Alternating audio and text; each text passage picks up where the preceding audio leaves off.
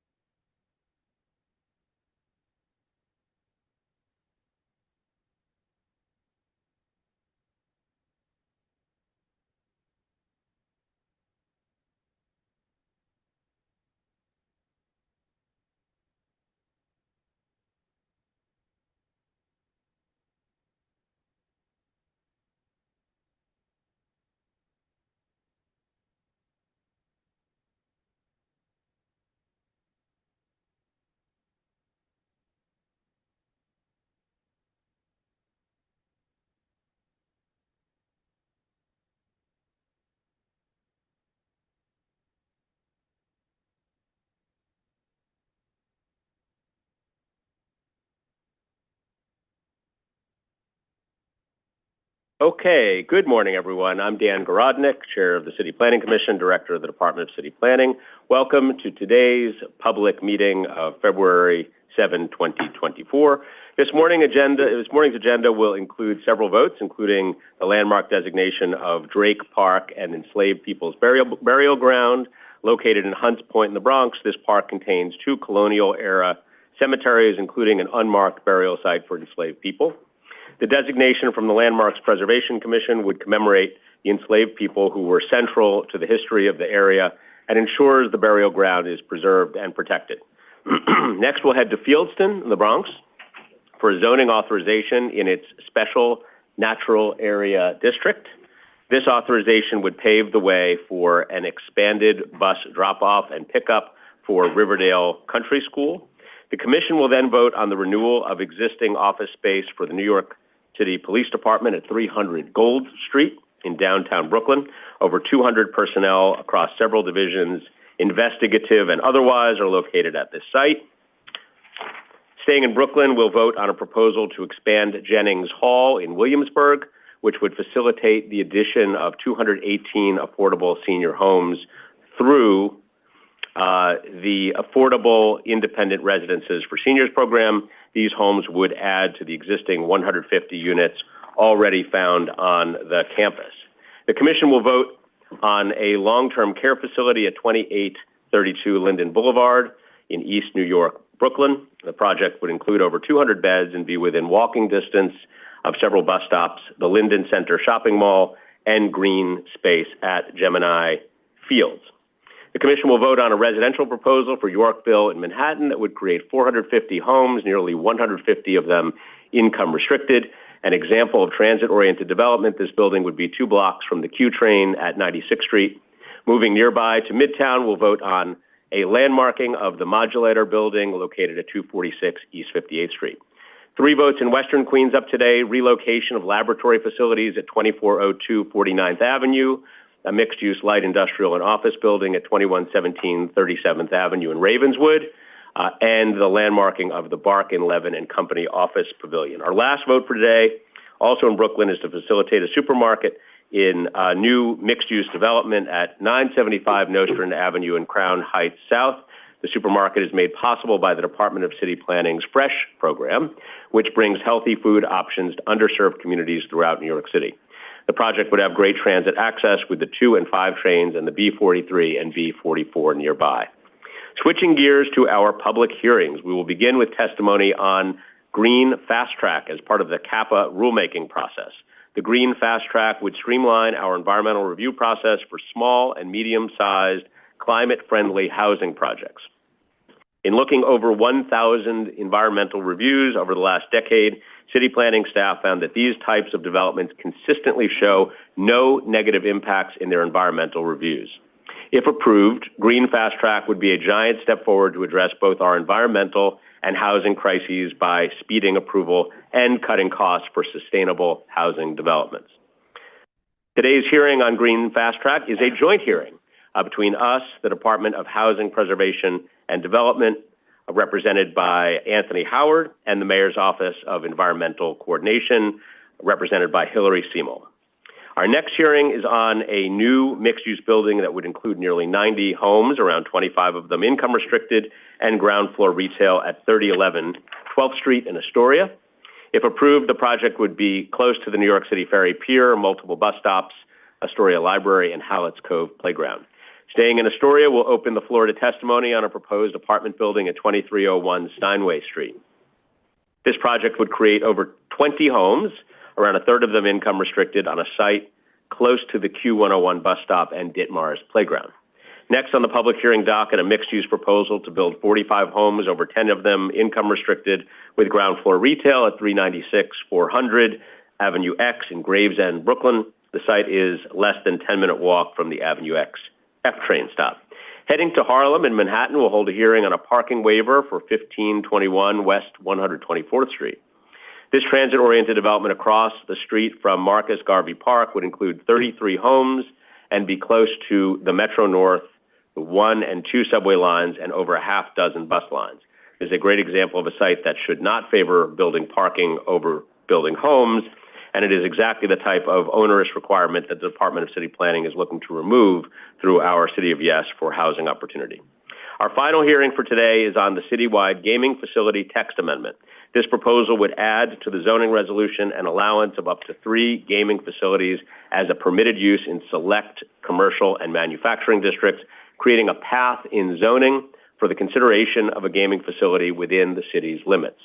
To be crystal clear here, this application will not immediately allow the development of casinos in New York City. Instead, it would allow a gaming facility licensed by the state and chosen through a new state-defined siting process to be developed without potential conflicts with zoning. That state process includes approval of each application by a separate 6-person community advisory committee, which includes representation from the mayor, borough president, local council member, and of course, the governor, state senator, and assembly member as well. The gaming text amendment allows us to consider casino regulations at the city level without unnecessarily duplicating the state's process. Today, we will also hold a special review session to go over city council modifications to the Whitestone Lanes proposal that would create hundreds of homes and income-restricted homes in this area of Queens. So, a lot to do today. We are going to start with that special session for the purpose of evaluating the council mods. Then we'll go into the public meeting, and we're going to do our votes as soon as we have the final commissioner we expect today on Zoom. So with that, Madam Secretary, good morning. Let's get it started. Good morning, and welcome to the City Planning Commission Special Review Session for Wednesday, February 7th, 2024. The time is 10:43 a.m., and a quorum is present. The first item on our agenda is a scope determination for a City Council modification for the Whitestone Lanes rezoning in Queens Community District 7. The Council has modified the zoning text amendment to Appendix F to add the deep affordability option, and staff believe this modification is within scope. Okay, are there any questions about the Council's action? Okay. Seeing none, I will seek assent by a voice vote to send a letter to the Council advising them that their modifications are in fact within scope. All those in favor, please say aye. Aye. Opposed, nay. Thank you very much. The ayes have it, and I believe that is the end of our special session. Is that correct, Madam Secretary? That's true, correct. Great. Let's move on. Okay. Good morning. This is a City Planning Commission public meeting held remotely and in person at 120 Broadway, Lower Concourse. Today is Wednesday, February 7th, 2024. I will now call the roll. Chair Grodnick. Here. Vice Chair Knuckles. Here. Commissioner Benjamin. Present. Commissioner Bozard. Oh, sorry. Sorry. Old script. Commissioner Cerullo. Here. Commissioner Crowell. Present. Commissioner Doak. Here. Commissioner Gold will be joining shortly. We'll get his roll call in a little bit. Commissioner Goodrich is absent. Commissioner Kermani. Here. Commissioner Madden. Here. Commissioner Osorio. Here. Commissioner Rompershot. Here. A quorum is present. The first item is the approval of the minutes of the public meeting of Wednesday, January 24, 2024. Great. On the minutes, I make a motion to approve the minutes of Wednesday, January 24th. Second. It has been seconded by the Vice Chairman. All those in favor, please say aye. Aye. Opposed, nay. Minutes are adopted.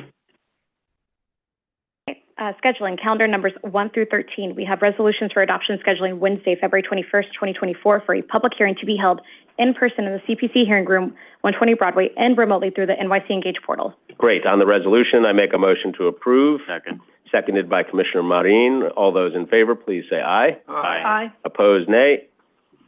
Resolution is adopted, and I would recommend that we move now to the public hearing portion of the agenda, Madam Secretary, and when Commissioner Gold is here, we can go ahead with the votes. Okay. The next part is the public hearing section on page 12. Public hearing, 1 second. Citywide, calendar number 28, Seeker Type 2 Rule, City Administrative Procedure Act, Green Fast Track for Housing Seeker Type 2 Rule. Public hearing, and the matter of, 1 second, in the matter of a proposed rule change concerning Seeker Type 2 rules, Seeker Administrative Procedure Act, CAPA. Notice, a public hearing is being held by the City Planning Commission in conjunction with the New York City Department of Housing Preservation and Development and the Mayor's Office of Environmental Coordination. Great. And I think we have a presentation to start. Welcome. Stephen Everett will present. To Mr. Everett on behalf of the Department of City Planning and the application here. So welcome. And whenever you're ready, go right ahead. Your mic's not on. Better? Perfect. Good morning, Chair Grodnick and Commissioners, and good morning to our colleagues at HPD and MOEC. It's great to be here with you again today.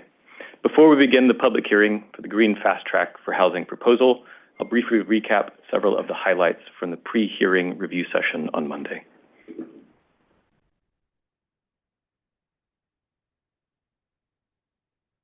The city is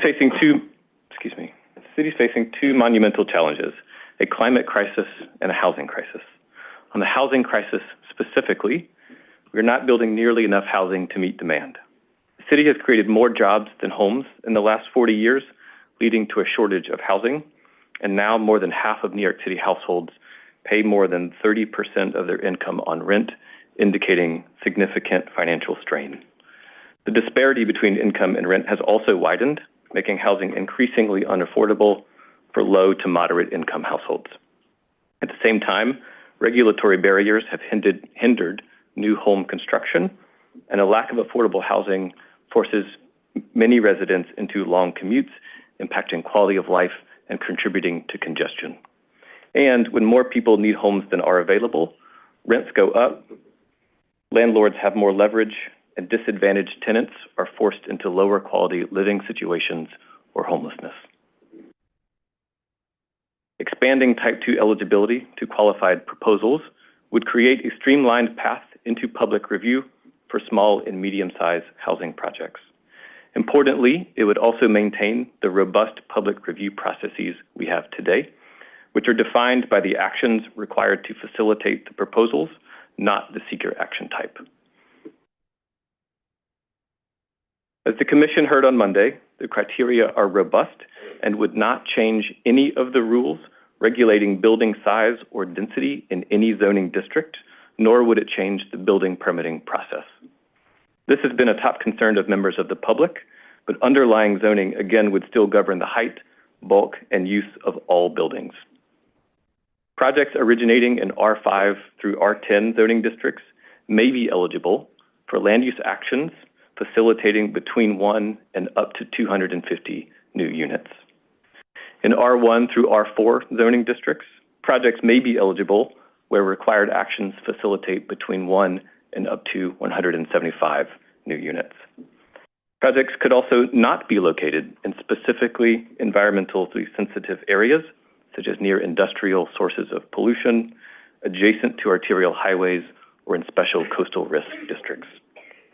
Applicants would also need to make other commitments related to electric heating and hot water, as well as construction protection and construction timelines. Collectively, these criteria would ensure that projects utilizing the Green Fast Track for Housing proposal would not result in any significant adverse environmental impacts. These criteria are based on sound research. DCP and partner agencies reviewed more than 1,100 projects with applications completed in the last 10 years to determine those characteristics of projects that do not result in any significant adverse environmental impacts in any category. We received questions about how this research was conducted and what is included in this data. Documentation is available on the proposal's zoning application portal public page, including the EAS, which has the methodology and data, and quick links are available directly on our website with this same information, as well as additional raw data. We have received comments that the proposed rulemaking would reduce transparency by eliminating EASs and therefore eliminate opportunities to challenge the impacts of a development. To this, we would say that projects that meet the criteria proposed would not result in impacts. Therefore, the EASs in these cases merely provide project descriptions that are otherwise available in the land use application. In the place of an EAS, however, these projects would produce a Type 2 memo for the public outlining why the project is eligible with all supporting documentation. Land use applications would continue to include a detailed project description and requisite land use rationale. Proposals would move through the same required public review process as they do today, where community boards, the borough presidents, city planning commission, and the city council review the merits of the proposals and determine the outcome of each. And finally, all projects that today require a racial equity report would still continue to provide a racial equity report. Thank you for your time this morning. Great. Thank you very much for that. Okay. We are going to move now to the public testimony on this item, and we have a number of people who have signed up already to speak today, starting with Malin Mehta on Zoom, and to be followed by Camille McLean, who I believe is here in the room.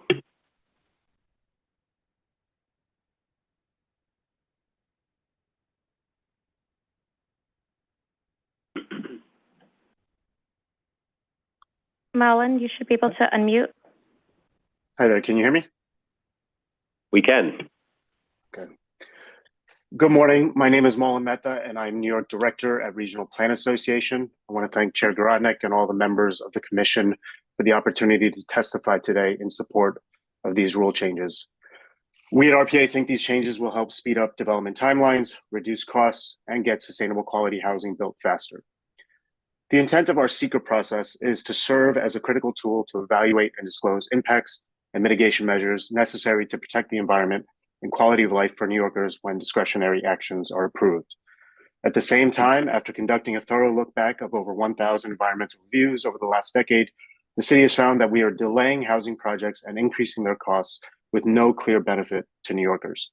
Middle density housing, I'm sorry? Middle density housing. You're good. Keep going. Sorry.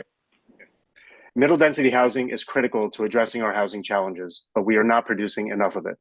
In RPA's analysis, during the 12 years prior to the Great Recession, it accounted for only 15% of our region's housing permits, with New York City building 75,000 units. In the years since, this type of housing has dropped to account for only 5% of the total number of permits in our region, with New York City producing just 15,000 units. As the Citizen Budget Commission noted in their 2022 report, low and medium density projects are less able to absorb costs associated with lengthy review processes. They found that the 2-year average review could increase medium density project costs by 11%, made even worse depending on the financing of a project. CPC also found that our approvals timeline is 2 to 3 times longer than other cities with similar environmental reviews, such as Los Angeles, Boston, and Oakland. The proposed rule changes will enable a number of benefits for New Yorkers. It'll help address our housing crisis. As estimated, if these changes had been in place a decade ago, over 12,000 more units of housing would have been built. We are in a dire crisis and our city is lagging behind other major cities in per capita housing production. So we should streamline our review process where we can in order to facilitate more housing production at scale. The change will help us address our climate crisis. The projects will have to be green and avoid using fossil fuels for heat and hot water. They'll have to be located away from hazardous or polluting sites or areas that are impacted by flooding, and they face tighter restrictions to avoid impacts on adjacent public spaces or natural resources. The changes could also help us create equity in the housing and property management market.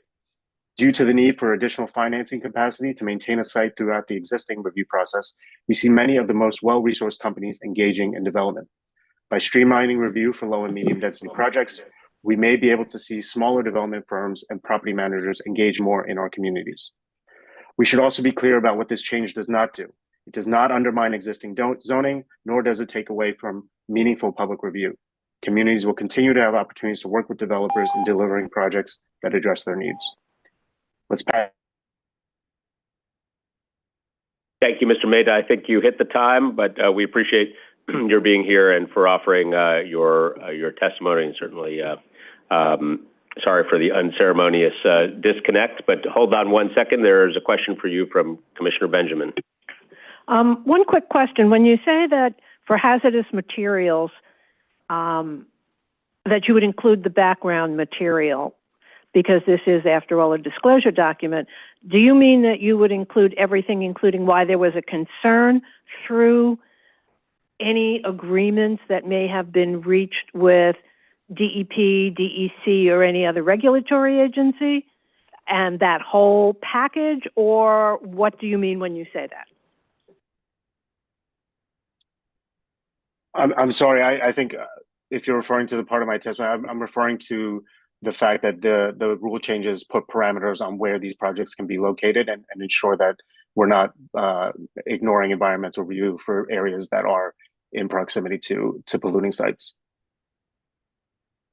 Okay, I hear what you're saying. I misinterpreted.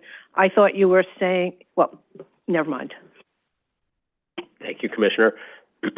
Okay, Mr. Mehta, thank you very much for being with us today. I'm going to call next Camille McLean, and then we will hear from the Borough President of the Borough of Manhattan. Ms. McLean, welcome. Thank you. Good morning, Chair Grodnick and Commissioners. My name is Camille McLean, and I'm a policy analyst at Citizens Housing and Planning Council, an independent nonprofit organization dedicated to the well-being of New York City's housing stock and the residents it serves. I am delivering testimony on behalf of the organization today. The proposed Green Fast Track rules aim to eliminate costly, time-consuming, and unnecessary procedural requirements for a category of land use actions that would enable new housing development. The proposed rules offer potential benefit to a category of small housing developments that is least able to absorb higher process costs. This is consistent with the type of process reforms that CHPC promotes through our This Is How We Do It initiative to enable government to better address pressing needs and priorities.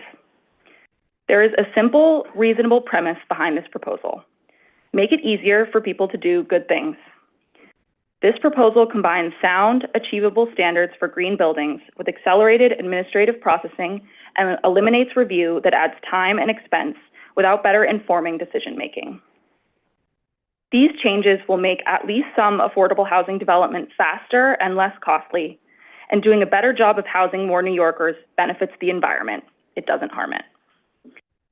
At the same time, the limitations of the proposed rulemaking highlight the importance of broader legislative reforms. The system of SECRA and SEEKR stacks the deck in favor of inaction on our housing and climate crises.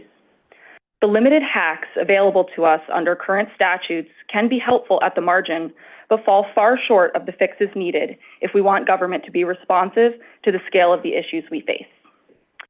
CHPC applauds the department and the administration for advancing this rulemaking. Continued reform in the same direction is essential if we aim to not just get stuff done, but get lots of good stuff done. Thank you. Excellent. Thank you very much. Great. We appreciate your testimony. Let me call next up the Borough President of Manhattan, Mark Levine, who is joining us by Zoom. Mr. President, thank you very much for being here with us.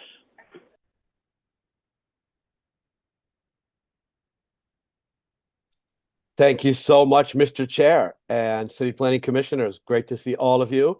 Thank you for holding this hearing on the proposal to fast track and streamline city environmental quality review rules, a change that I believe would help expedite the construction of badly needed housing in our city. I'm here to offer my support for this proposal. I don't have to tell all of you that there is a dire need for housing in our city. The average rent in Manhattan is now surpassing $5,000 a month on market rate units, at a time when 40% of our households are rent burdened. We know that building more housing is a way to improve these conditions. And yet our city has regulations that, intentionally or not, make it harder, more expensive, and more time consuming to create the housing we desperately need. SEEKR, which was originally designed to review and mitigate environmental impacts of major construction, has in effect become one of those significant challenges, especially for smaller projects, which often have more limited financing. The proposal before you today, the Green Fast Track, is aimed at addressing this. It would allow applications that facilitate 250 or fewer additional units in Manhattan and demonstrate that they would have minimal adverse impacts on the neighborhoods in which they are built to go through the environmental review process significantly faster. The proposed rules keep in mind principles of thoughtful, responsible development. While expediting the environmental review process, they exempt coastal areas and parts of our city that have high levels of industrial and vehicle emissions. The new rules also require sites with hazardous materials to take the appropriate mitigation steps, retain standards regarding noise, and uphold LPC review for developments that are in historic districts. And with the requirement that any projects taking advantage of this proposal be 100% electric, the Green Fast Track would help advance our city's goal of reaching zero carbon emissions by 2050. Importantly, the new rules also streamline operations for city agencies, including DCP, as well as HPD and the Board of Standards and Appeals, all of which are currently tasked with reviewing and approving a wide range of actions that are needed to build more housing. The changes proposed today would allow these agencies more time and resources to work on other important priorities. Thank you again to Chair Garodnick and commissioners for holding this important hearing. I look forward to working with you and many others to make New York City a more sustainable, resilient, and affordable place to live for all. Thank you so much. Thank you, Borough President Levine. We appreciate your being with us and, of course, your leadership on these issues. Thank you. Let me move on to the next person signed up to testify. We have Jake Patel from the New York League of Conservation Voters.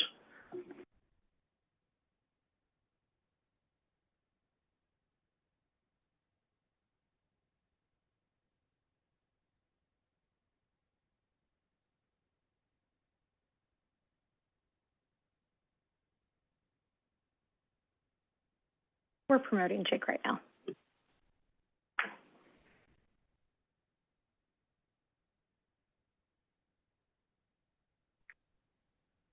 Can you hear me all right? We can. Awesome. Hello, everyone. My name is Jake Patel, and I work at the New York League of Conservation Voters. I'm providing testimony today on behalf of Alia Sumro, NYLCV's Deputy Director for New York City Policy.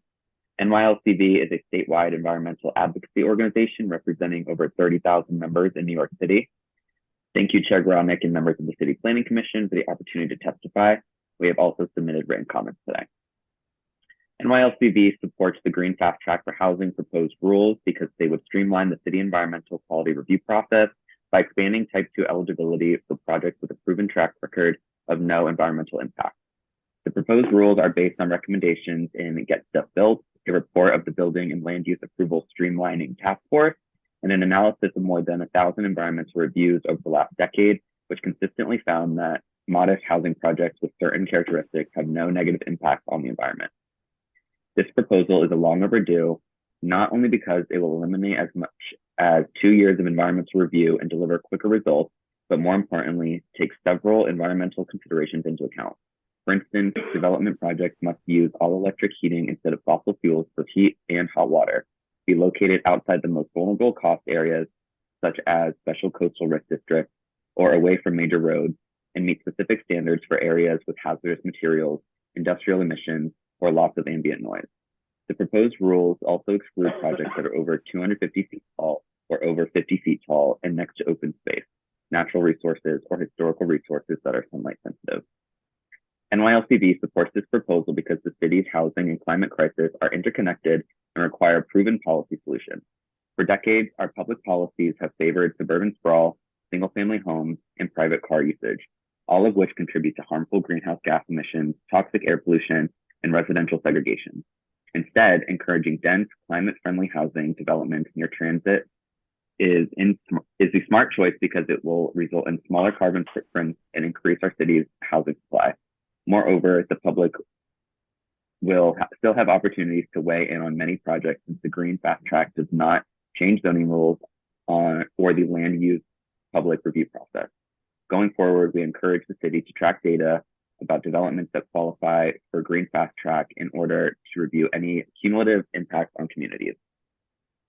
As our planet experienced another record-breaking year in 2023 with extreme heat and heavy rainfall, we are once again reminded of the urgency of fighting climate change.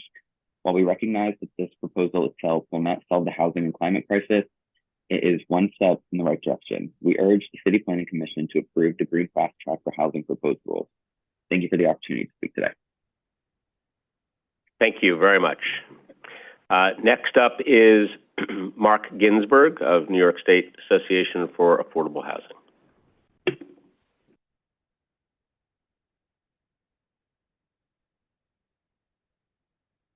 Welcome.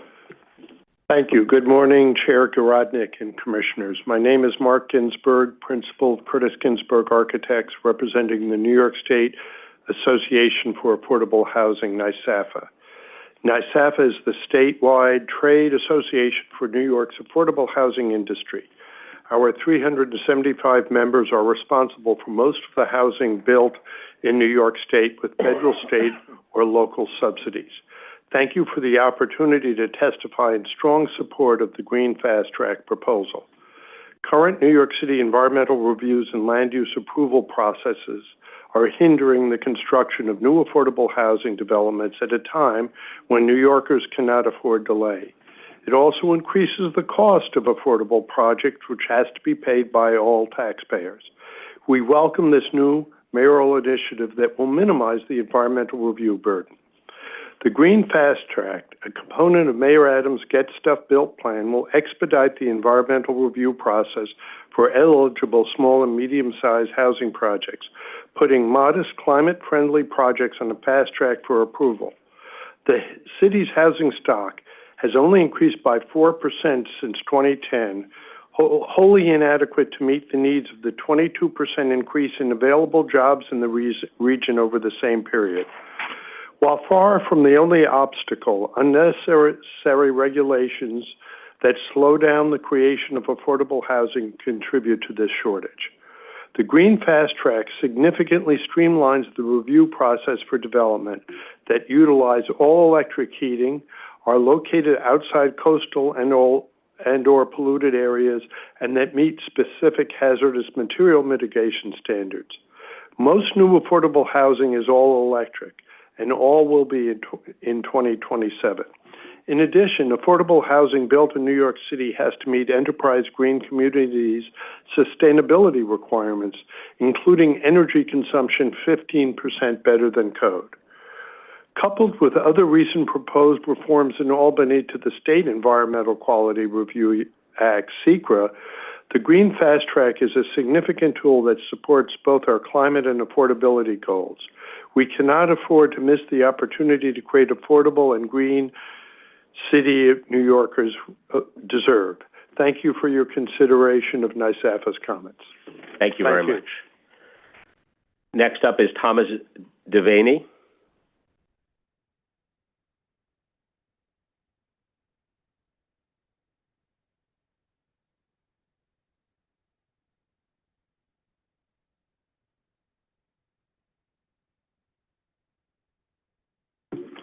Good morning, everybody.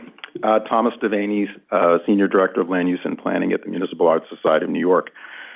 If Green Fast Track ultimately cuts red tape and leads to more housing without burdening neighborhoods with undue impacts, it is a rule change that we support. However, a closer examination is needed to ensure its goals are met and unintended consequences avoided. From MES's perspective, as a leading CEQA reform advocate, we have the following recommendations and questions. With the rule changes, projects will still require significant agency oversight. We request that the city embed within the rules a built-in pilot program so that after a determined time, there would be a look back to assess whether the application review time is saved and impacts are addressed. Green Fast Track should exclude sites in the current and future floodplain by only restricting projects in the 6 designated special coastal risk districts. It does not go far enough to protect people and property from climate change risks. Because Type 2 actions do not require further analysis, that this may leave the public, community boards, and other interested parties with insufficient information. This is important because Type 2 actions would also have to go through ULURP. We recommend that the Type 2 memos referred to before include a detailed rationale supporting its determination that no impacts would occur and correspondence from involved agencies tasked with providing written determinations about hazardous materials, air quality, noise, and historic resources. Excluding projects that use fossil fuels supports the city's efforts to achieve carbon neutrality. However, the city should go further and require projects subject to SECRA, regardless of whether they're Type 2 actions, to demonstrate how they would comply with Local Law 97 and include a life cycle energy analysis that considers comprehensive energy demand for demolition and material costs of construction. In doing so, the city would also be disclosing the environmental benefits of a project. We ask how the cumulative impacts of multiple projects occurring in the same area at the same relative time would be evaluated if individually they would be listed as Type 2 actions under the new rules. This is particularly important when considering impacts on traffic, public school capacity, transit, and open space. Green Fast Track could create opportunities for applicants who own large sites to deliberately keep multiple housing projects under the 250 unit threshold or phase projects to avoid or segment the SECRA process. Has the city identified mechanisms to prevent this from occurring? Green Fast Track shows the city's commitment to closing the current housing gap. While it remains to be seen if review time is reduced and more housing produced, we hope our recommendations are given ample consideration and look forward to continuing the conversation on this important rule change. Thank you very much. Before you go, we have a question for you from Commissioner Osorio. Thank you, Chair. Thank you for your testimony. Thank you for the recommendations. I have a quick clarification question. So you're pointing out concerns regarding how we're delimiting the areas that were considered to be sort of like exempt, or not exempt, but not eligible because of the special purpose zoning that identifies a coastal vulnerability. You suggest that we use the 100-year floodplain instead? Can you clarify what you're suggesting as an alternative? It's very hard for me to hear a little bit, but so you're asking if it's the current 100-year floodplain? Yeah, what is the alternative that you're proposing? Yeah, the current 100-year floodplain, and we suggest that the future floodplain would be 2100. Okay, so both, or the second one? Sure. I mean, it just makes sense if we're promoting development that there's a current floodplain that's going to change over the years. So, thank you. With added protection. Thank you. Thank you very much. Next up is Leila Lagasico, to be followed by LaShawn Ellis. Welcome. Good to see you.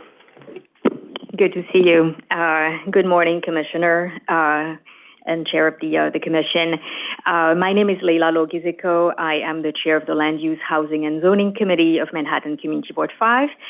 Manhattan Community Board 5 is the core of Midtown and the Central Business District. The vast majority of developments in our district are developed as of right, and this proposal would not change the ability for developers to develop a site with conforming use and compliant zoning envelope. Only a very small portion of developments require a special permit. Under the proposed fast track, some non-compliant and non-conforming projects would no longer require review, provided that their energy systems are electric. Buildings up to 250 dwelling units could fall under the new program. The suggested modification may encourage more extreme proposals, allowing them to advance unchecked. We know that a 250 dwelling unit residential building is not modest even by Manhattan standards, and therefore this proposal would concern medium to large scale projects. This could result in an unmitigated impact of projects that, while also stripping the community boards of their ability to comment on such projects. We believe that the Green Fast Track could hinder our work as community boards in evaluating and advocating for improvements of development projects in our district. We know that one of the reasons thousands of seeker applications show no negative impact may be simply because developers have an incentive to remain below the threshold that would trigger such impact. So it's a self-regulating process that leads to these thousands of projects showing no negative impact. We further note that green buildings will be mandated by Local Law 97 in 1929, and therefore we would be giving up a tremendous ability to be partners in our own future for a meager benefit that will be acquired in 5 years anyway. By eliminating the entire EAS process for this class of buildings, there isn't data for which neighbors and community boards can point to bolster the rationales for positions on mitigating and improving developments. Therefore, for all these reasons stated, Manhattan Community Board 5 urges the City Planning Commission to reconsider the proposed Green Fast Track. Thank you. Thank you very much. We appreciate it. Thank you. Let me call up next LaShawn Ellis. Hello, good morning. Hello. LaShawn Ellis here from Brooklyn, Community Board 9. Have you ever seen The Wiz? Today's color is green. Throwing the word green in front of any plan will make it acceptable. The people will love it, lest they be labeled anti-environmentalist. Let us not forget that all electric heating is not environmentally friendly, as 60% of electricity is generated by fossil fuels. So unless the promise is to use solar or wind-generated electricity, this is not an amazing feat. Although folks would like to believe that cars are the leading cause of environmental pollution, it is actually industrial farming. The way we feed ourselves, poison and degrade our soil is killing us. New York City is out of environmental compliance and has been for decades, and we need better regulations, not less. Let's talk about these 1,000 environmental reviews analyzed by DCP and environmental experts. Over 500 were not residential development projects. 87 were truly development projects that had no environmental impacts, but were not even included in the study. The limits of 25 stories with 250 apartments was not derived from the 407 applications that were examined. The 250 apartments is based upon the maximum number that the state will allow, and 25 stories is something that was created by the real estate industry with no supporting evidence. In fact, not one of the 407 applications examined had 25 stories with 250 apartments, and only 3 applications had apartments over 175. This commission is considering these heights, but this is not based upon the data because it doesn't exist. And you expect us to believe that you will protect our communities and ensure that all possible environmental disclosures happen. I don't believe it. Thank you very much. Let me call up Alicia Boyd.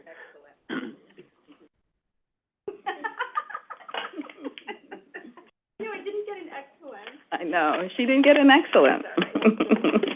Excellent. My name is Alicia Boyd, and I represent a community organization called the Movement to Protect the People.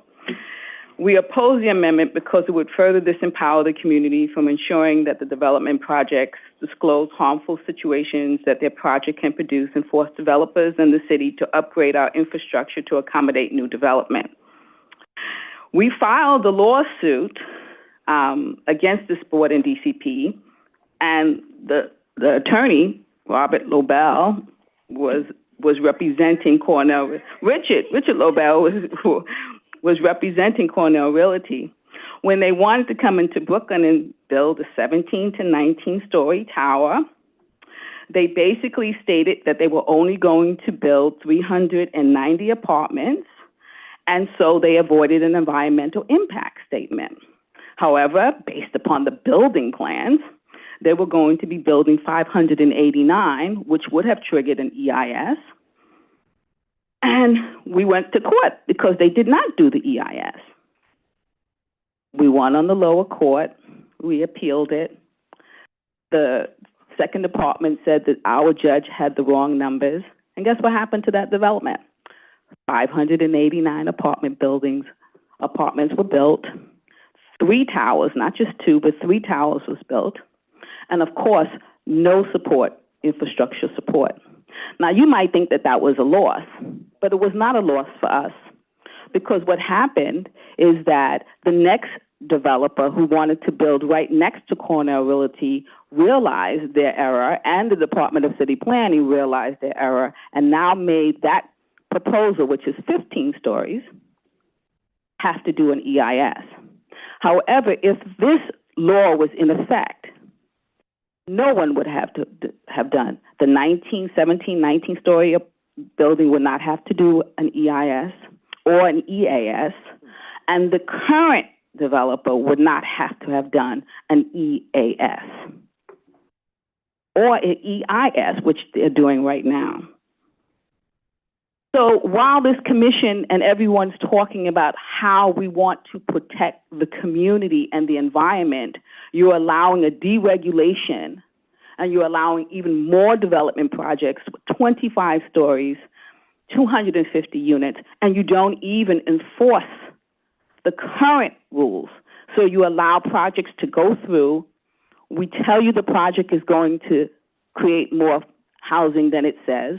It still goes through, it gets built. And now you want us to say, oh, don't worry, we're going to continue to protect the community. We're going to protect our environment, because we're going to make sure that those 250 units and that 25-story building is not going to cause environmental damage, when you haven't been able to even do that with the current regulations. So we definitely oppose this amendment. Thank you. Thank you very much. Let's move to Teresa Westerdahl. Hi, my name is Teresa Westerdahl. I live in Crown Heights. I want to oppose this text amendment. We found we have a large amount of development in my neighborhood, a large amount. We have, I think, 7 projects happening at one time. Those projects would have been smaller had it not been for my neighbors' lawsuits. It's a terrible situation in my neighborhood. The streets are collapsing. The oversight of our DOB, it's not happening. It's not happening at all. And I don't believe that this is going to be green or help the environment at all. The electric bills of my neighbors are huge. Why is that happening? I don't see green roofs. I don't see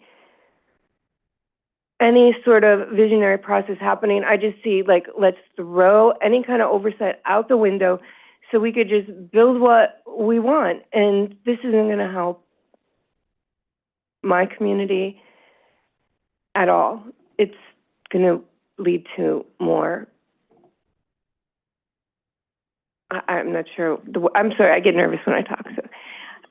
Okay, take your time. I'm not. I don't think it's going to be. I don't think this text amendment is going to work for us. We need oversight. We need review. We need our agencies.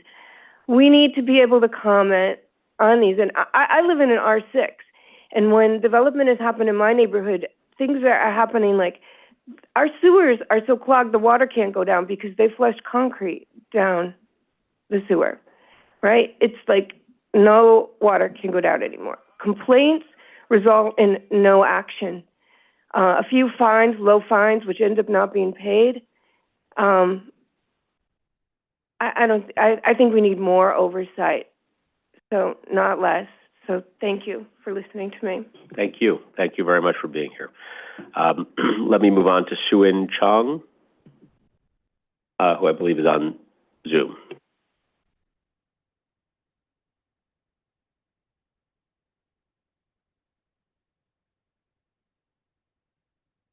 Hi, thank you for the opportunity to testify.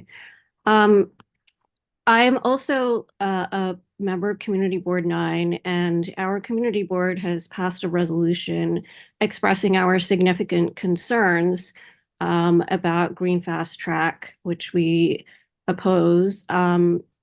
First of all, we question the need for this. City planning has said that on average, these EASs cost $100,000, but a 100-unit building that would fall under these thresholds these days probably costs at least $50 million to build.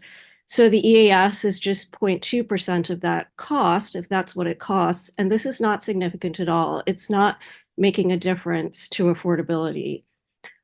Second, if the project does fall under the unit thresholds, meet the energy efficiency requirements, and is not in a historic district or designated flood zone, then Green Fast Track simply defines it as not having an environmental impact, despite there being at least 11 other factors in the seeker manual which are not addressed by these carve-outs. For example, the neighborhood character analysis, which is currently part of seeker, doesn't actually require significant adverse impacts in the other areas, only a number of moderate impacts. This analysis would be completely eliminated for many, therefore be completely eliminated for many of these projects, despite there possibly being a significant impact. Second, 100% electric buildings means increased pressure on the electric grid, especially with electric heat. However, Green Fast Track would eliminate the electricity use analysis. In addition to coastal areas, there is a need to analyze those areas which are indicated on DEP maps that would experience serious flooding during heavy rain conditions, which are becoming increasingly common due to climate change. And these are areas where we already see that the sewer system is overburdened and streets and basements are dangerously flooded when it rains. I'm sure I don't need to tell you, highways being swamped, people drowning in their basements, and these are not coastal areas. Many buildings of 25 stories and lower could have a significant shadow impact on sunlight-sensitive resources, such as a park or historic district, even if they're not immediately adjacent, shadows can be very long, and if all the other buildings are much smaller, they will reach across the street and impact these areas. So Green Fast Track is going to eliminate the analysis of many of these things. Our community boards would not have an opportunity to see this when a rezoning is proposed.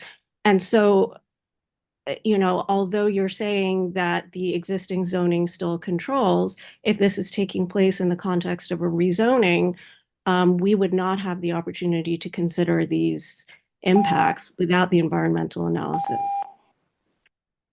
Time. Okay, thank you very much. Thank you for joining us.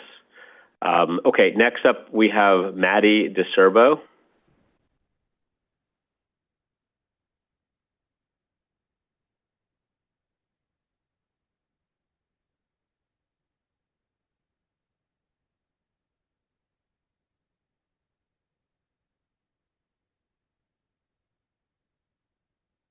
Maddie, you should be able to unmute.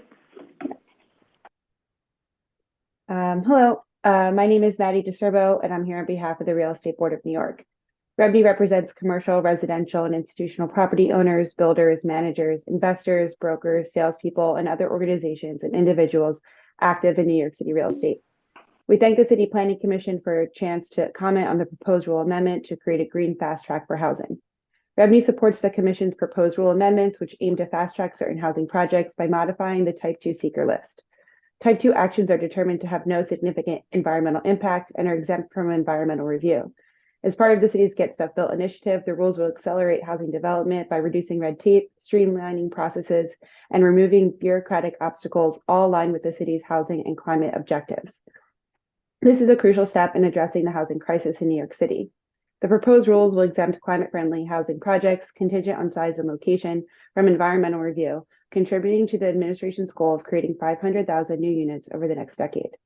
The longer the review process takes, the higher the cost will be, which often will dissuade smaller projects. For example, a 2-year-long review process is estimated to increase costs by 15% or $58,000 for low-rise projects. The proposed amendment to streamline the environmental review process is estimated to cut up to 2 years and $100,000 in housing proposal costs per project. The time and resources involved in completing environmental reviews significantly contribute to the city's housing crisis and often lead to determinations that proposed developments pose no significant adverse environmental impacts. The proposed amendment will simplify the process, promoting the development of small and medium-sized housing projects while reducing the cost for applicants. Simultaneously, the proposal aligns with essential climate goals. REBNY appreciates the extensive analysis of past environmental reviews of housing projects to determine the size and location of future housing projects that can be safely issued a Type 2 determination. That research amply supports the proposed rule amendments. While REBNY commends the goals of the department to speed up the approval of housing projects, it's crucial to anticipate potential delays that may arise due to staffing issues at city agencies. Projects are still required to meet various prerequisites involving multiple agencies, necessitating careful consideration of staffing requirements and close interagency coordination. While the goal is that these projects will ultimately move quicker via the Green Fast Track compared to completing a full EAS, we strongly suggest that the Commission explore options for expediting and prioritizing the review of these projects to prevent them from getting bogged down in a backlog or with an interagency disagreement on prerequisites. Thank you for the consideration of these points. Thank you very much. Next up, we have Benjamin Wetzler, also on Zoom, be followed by Samir Lavinia, also on Zoom. I'm sorry if I've done an injustice to anybody's name here.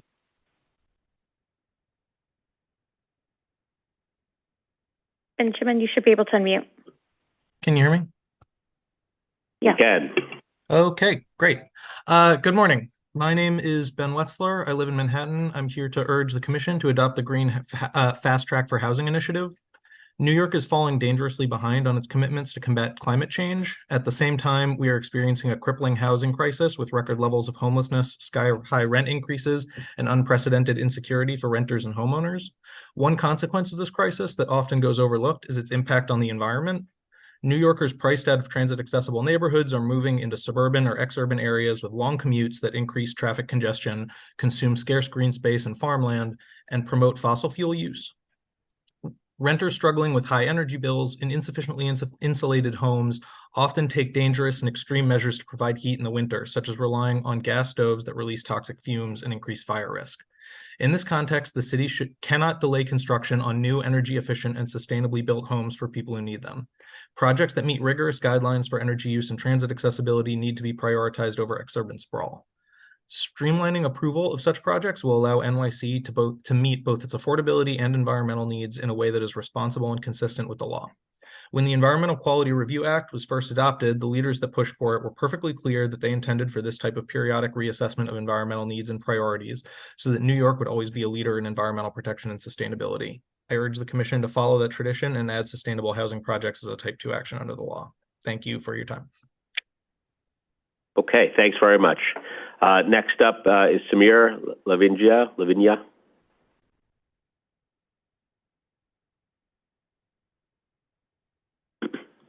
Just give us a second and we will promote you to be able to testify.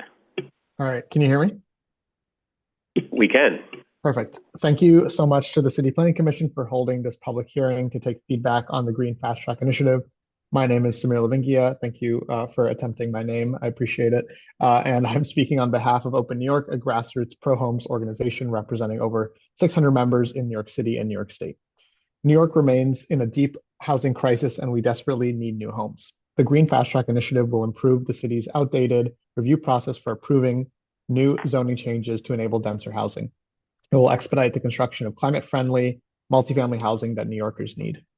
New York City residents have the smallest carbon footprints in the United States, producing 7.1 metric tons of greenhouse gas emissions on average per year, or less than 30% of the national average. By building more homes in our city, we're preventing sprawl, encouraging more efficient buildings, and enabling and helping more people live in urban environments where cars are not a necessity, and continuing the steady march towards climate resilience. The housing crisis continues to worsen, and this change will reduce environmental review times by up to 24 months for eligible projects, bringing homes to New Yorkers much more quickly. The longer we wait for homes, the higher rents will go, and the more New Yorkers that will stay at risk of economic displacement and being forced out of their homes. We need housing as quickly as we can build it, and this proposal is being responsive to that need. The Department of City Planning has clearly spent a long time researching the history of environmental assessments over the past decades, and when buildings have not created significant impacts. The thresholds in this draft should be kept in the final rule, and it is critical that we keep the number of units as high as possible aligned with that research in order to expedite building the homes we need for New Yorkers. Thank you for your time. Open New York and its membership are excited about the Green Fast Track and look forward to reducing the administrative burden needed to bring what is clearly an environmental good to our city, state, and country. Thank you. Great, thank you very much. Next up, we have Jeff Mulligan here in the room, followed by Pedro Madavi.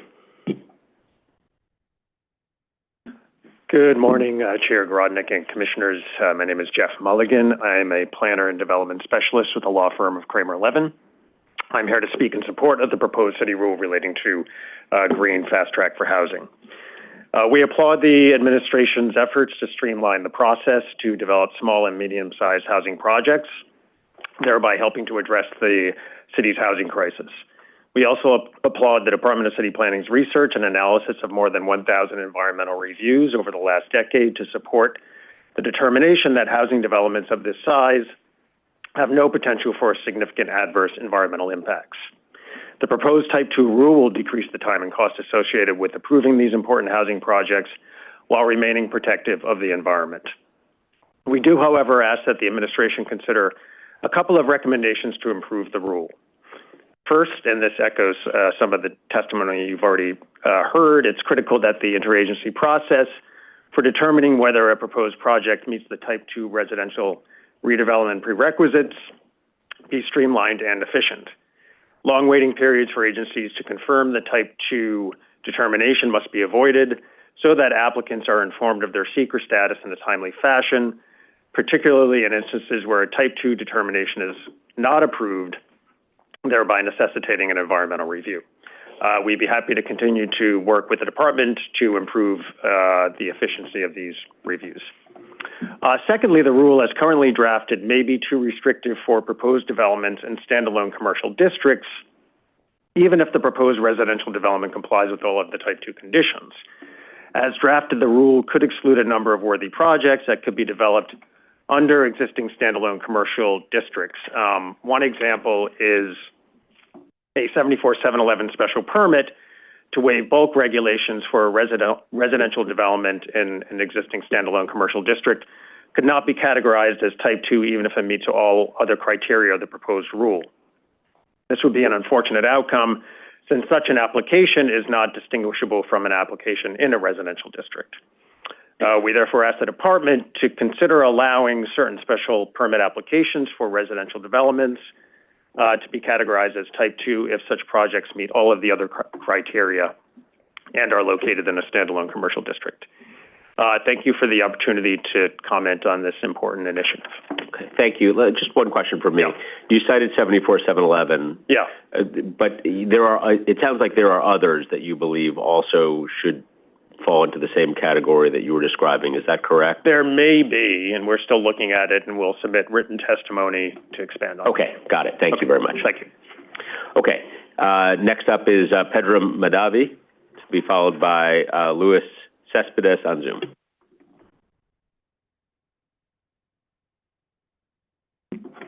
Good morning, Chair Gorodnick and Commissioners and MOEC and HPD. My name is Pedro Madavi. I am the Chief Operating Officer at Type A Projects, which is a small women-owned real estate development company focused on affordable housing development and community facilities.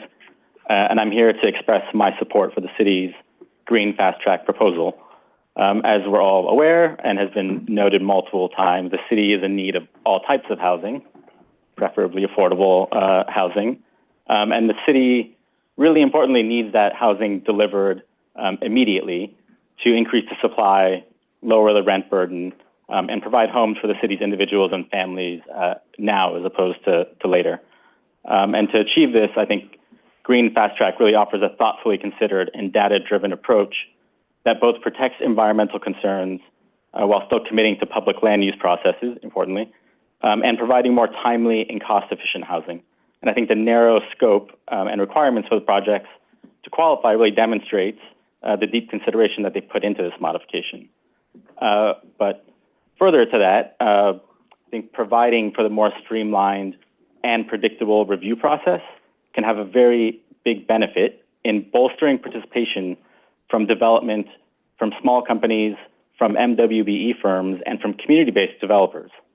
As somebody who works for a small WBE, which often, in general, have limited financial capacity and limited risk tolerance, as compared to perhaps a larger development company, I know the challenges that these firms face at participating when projects must go through the extended and costly approval processes. The not knowing the end in sight is untenable when every dollar means a lot. So I'm hopeful that through this change and modification, it'll also expand the opportunity for those firms to participate more.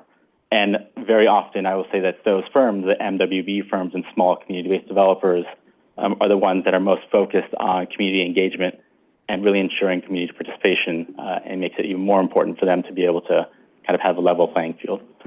So thank you for the opportunity to testify. Thank you.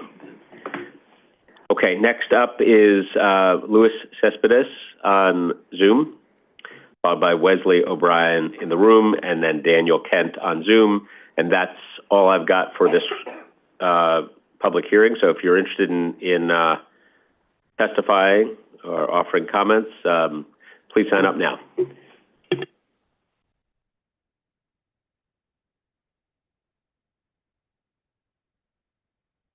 Good morning. Can everyone hear me? We can. Good morning. I want to thank the Commission for the opportunity to testify today, and greetings to you, Mr. Gorodnick. A lot of lip service has been paid to the idea of creating more affordable middle housing a lot of lip service has also been paid to the idea of making this process more affordable for developers. My name is Luis Cespedes. I am a building professional. I focus particularly on NB applications for multifamily dwellings. And one of my areas of expertise is local law 97. What bothers me and why I'm speaking against this green fast tracking initiative is that the EIS would be circumvented and would deny communities the opportunity for transparency and to comment on developments happening in this community. The Green Fast Track Initiative would have a direct impact, not on high density neighborhoods in Manhattan, but on low density and low income and predominantly minority neighborhoods in the boroughs. If we take now, for example, just one of the conflicts with this proposal is that it is concurrently happening with the city of Yes. The city of Yes has embedded within it a specific proposal to eliminate the dwelling unit factor in multifamily developments. We cannot then really determine what the environmental impact of such developments would be if we don't know what the number of units will be and what impact it will have on sewers, what impact it will have on public transportation, and what impact it will have on schools. And so what we're doing is essentially greenwashing the seeker process by getting rid of community input and by allowing the opportunity for developers to reach a development cap, without seeking compliance to environmental impact. And so one of the things that, I want to stress is that this administration has proven that it is willing to roll back local law 97 initiatives, and it is willing to carve out exceptions. And so we cannot be reassured that in the imminent approval of a city of Yes, that any of the protections that are built into the seeker process will be kept or will be honored by the agencies that are empowered to carry out this compliance. And so this is why we are speaking against this proposal, and I'll take any questions if you have them. Thank you. Okay, thank you very much. Next up is Wesley O'Brien.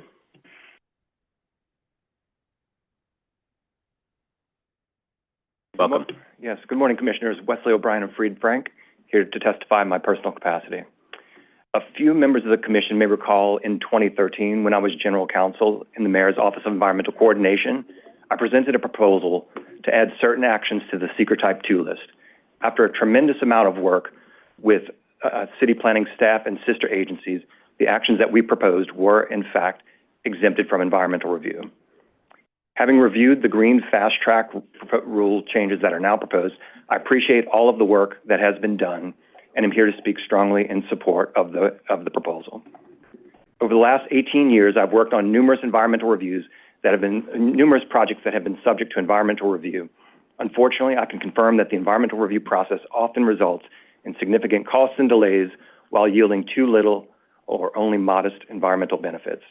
The proposed rule is thoughtful and well-crafted and would help to remedy some of these issues. It would eliminate significant obstacles that certain housing projects face while preserving important safeguards relating to hazardous materials and air pollution. That said, there's more that I would encourage the city to do to eliminate the burden that environmental review imposes on housing production. The proposed amendment would exempt projects of a scope and scale that over the last decade have been found to have no environmental impacts. These determinations, however, were made based on the Secret Technical Manual's existing guidelines, which in some instances constrain housing production and penalize affordable housing development. There are two examples in particular that I would like to bring to your attention. First, any project that has the potential to cause traffic impacts is subject to an extensive and costly traffic analysis. The Secret Technical Manual, however, defines a delay of as little as 4 seconds in a single lane of traffic as a significant environmental impact. This is an incredibly restrictive standard and is not required by city or state law. Adjusting the traffic analysis thresholds would allow many projects to avoid unnecessary traffic analysis. Second, the secret technical manual requires an assessment of the impacts of a project on publicly funded childcare. If there's a shortfall in childcare seats that is projected, a mitigation payment is required to ACS. However, because residents in affordable housing units are assumed to qualify for publicly funded childcare, the assessment and the need to make a mitigation payment applies only to and effectively penalizes projects with affordable housing. The more affordable housing units that are provided, the higher the mitigation payment can be. This, again, is not required by city or state law. So to reiterate, I am strongly in support of the proposed Green Fast Track rule, but urge the city to do more to reduce the burden of environmental review so that we can get more housing built. Thank you. Thank you. Before you go, Commissioner Benjamin has a question. Yes. Yeah. Since SECR is a disclosure document, it's not an action document. What do you feel is the problem with disclosing if it's not tied to mitigation per se? And if the decision maker can decide whether or not to impose the mitigation, if there's an EIS, what is the problem with disclosing these issues? Disclosing that this project will have an impact on a local street. What is the problem in your mind? With respect to the traffic, it's the sheer volume of analysis that you trigger by a potential 4-second delay. But isn't that the purpose of NEPA, SECRA, and SECR, to disclose those things and let the decision maker decide whether they choose to mitigate it or not? Sure, but the idea is that it's seeking to disclose significant environmental impacts, and I would argue that a 4-second delay in traffic is not a significant environmental impact. But couldn't that be addressed by the SECR manual, changing the standards in the SECR manual? Yes, and that's precisely what I'm recommending. So you're not really recommending that with respect to this CAPA concern. You're talking about in that the SECR manual. Is that's correct. I support entirely the current application, but just wish that the SECR technical manual would go further. And in terms of time reduction, I know you used to be on this side of the table, but how much of a reduction in time? I mean, I used to be on that side of the table, and I was the director of SECR. And much of the time, and the agencies seem to support that, is waiting for reports from DOT, from LPC, from all of those things will still have to happen. LPC will still have to examine it and determine whether there's a significant impact in archaeology, for instance. So where do you see the time savings if everything else in the SECR manual remains as is?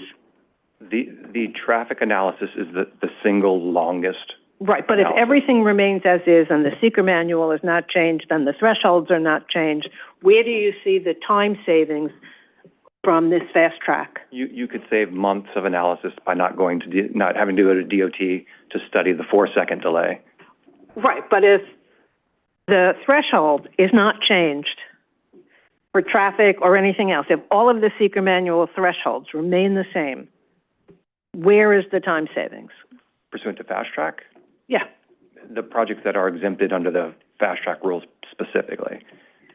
I'm suggesting beyond those that would still be understood. I do understand what you're suggesting, but I'm just probing whether in fact those time savings are as you suggest, since right now, if there's more, someone is going to have to do an analysis that determines whether in fact there's more than whether more cars are generated and whether those cars that are generated by the development would in fact lead to more than a 4-second delay in any one moving lane.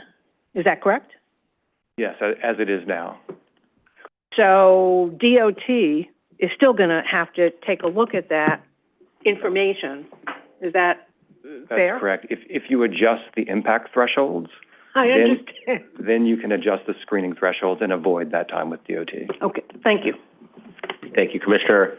Thank you very much. Yes. We appreciate it, Mr. O'Brien. Okay, next up is Daniel Kent, who's the last person signed up to testify today on this item.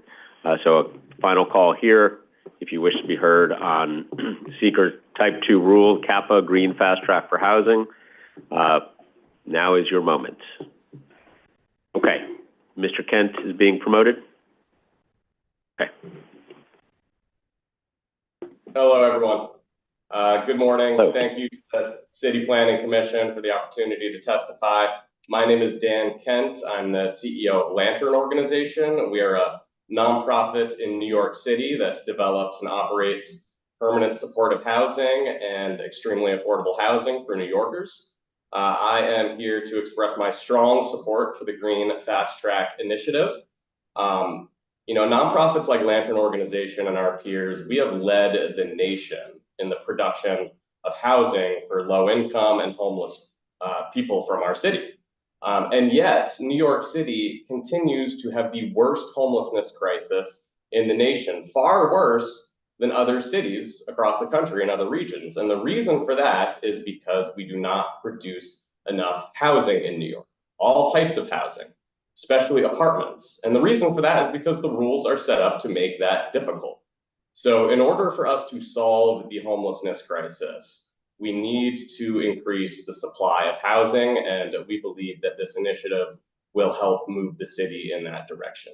The other reason we support this initiative is because of climate change.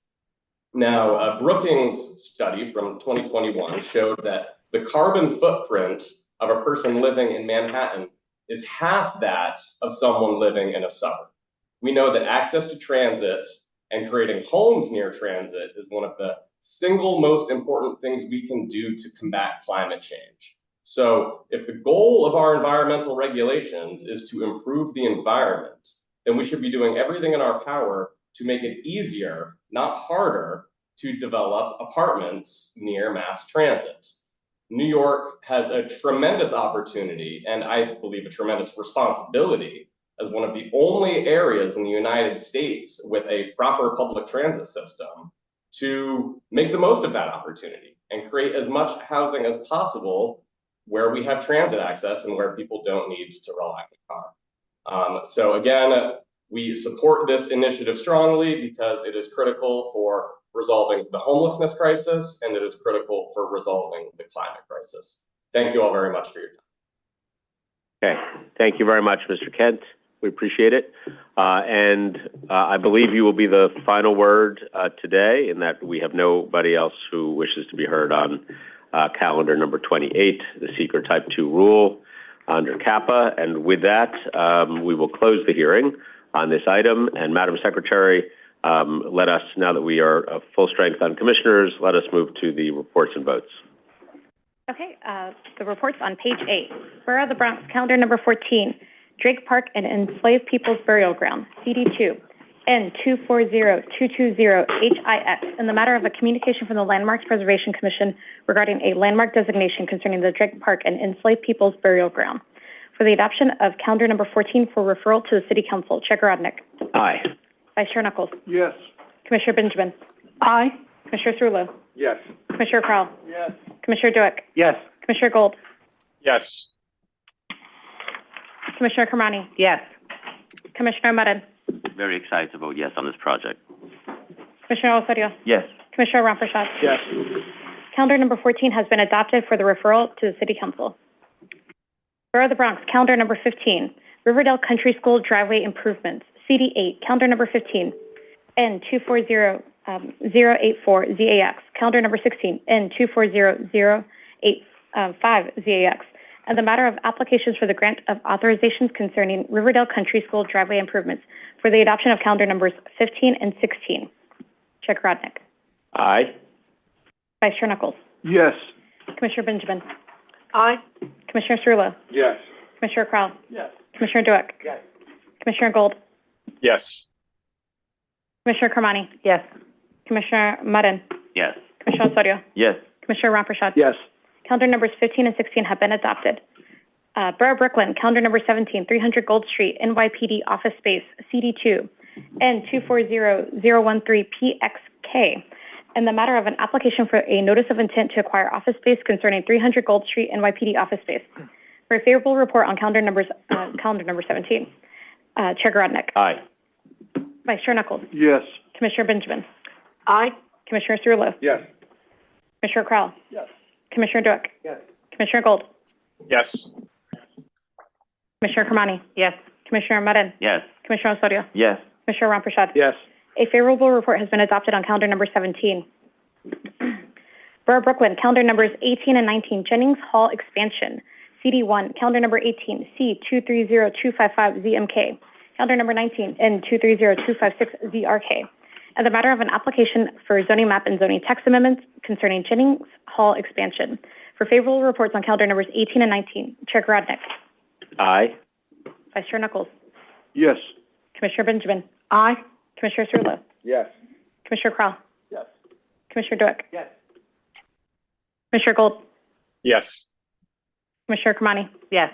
Commissioner Marin. Yes. Commissioner Osorio. Yes. Commissioner Ramprashad. Yes.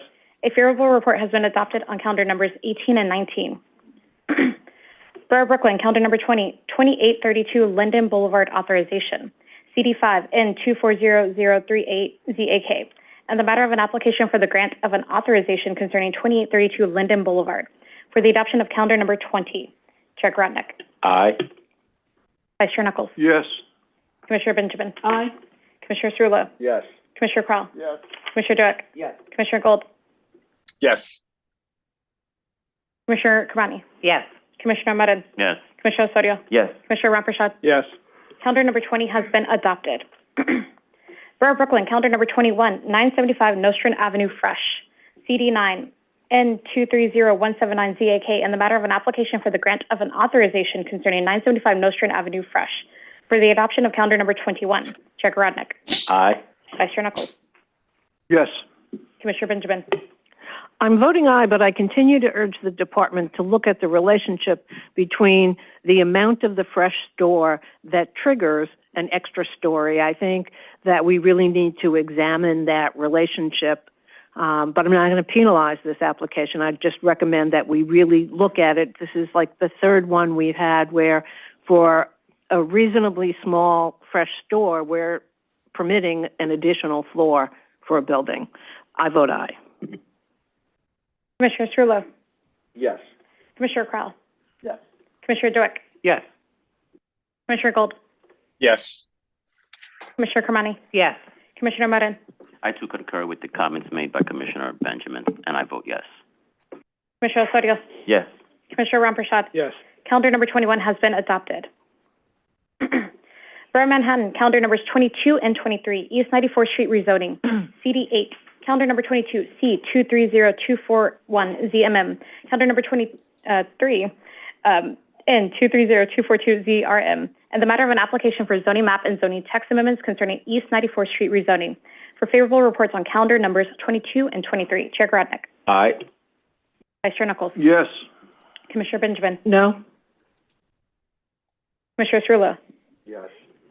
Commissioner Crowell. Yes. Commissioner Dueck. Yes. Commissioner Gold. Yes.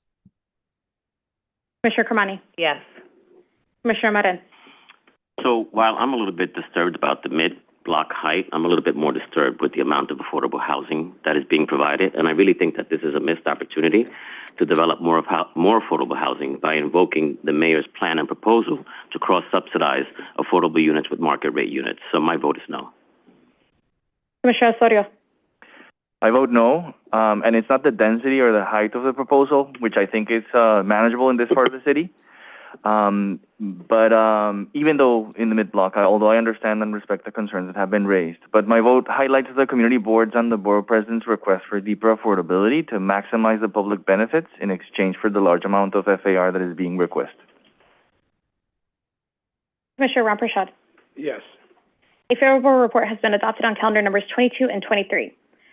Borough of Manhattan, calendar number 24, Modulator Building, CD6, N240222HIM, and the matter of a communication from the Landmarks Preservation Commission regarding a landmark designation concerning the Modulator Building for the adoption of calendar number 24 for the referral to the City Council. Chair Garodnick. Aye. Vice Chair Knuckles. Yes. Commissioner Benjamin. Aye. Commissioner Cerullo. Yes. Commissioner Crowell. Yes. Commissioner Dueck. Yes. Commissioner Gold. Yes. Commissioner Kamani. Yes. Commissioner Marin. Excuse me, yes. Commissioner Osorio. Yes. Commissioner Ramprashad. Yes. Calendar number 24 has been adopted for the referral to the City Council. Borough of Queens, calendar number 25, 2402 49th Avenue DEP site selection and acquisition. CD2 C240068PCQ. And the matter of an application for a site selection and acquisition concerning 2402 49th Avenue DEP. For a favorable report on calendar number 25, Chair Grodnick. Aye. Vice Chair Knuckles. Yes. Commissioner Benjamin. Aye. Commissioner Cerullo. Yes. Commissioner Crowell. Yes. Commissioner Dueck. Yes. Commissioner Gold. Yes. Commissioner Kermani. Yes. Commissioner Marin. Yes. Commissioner Osorio. Yes. Commissioner Ramprashad. Yes. A favorable report has been adopted on calendar number 25.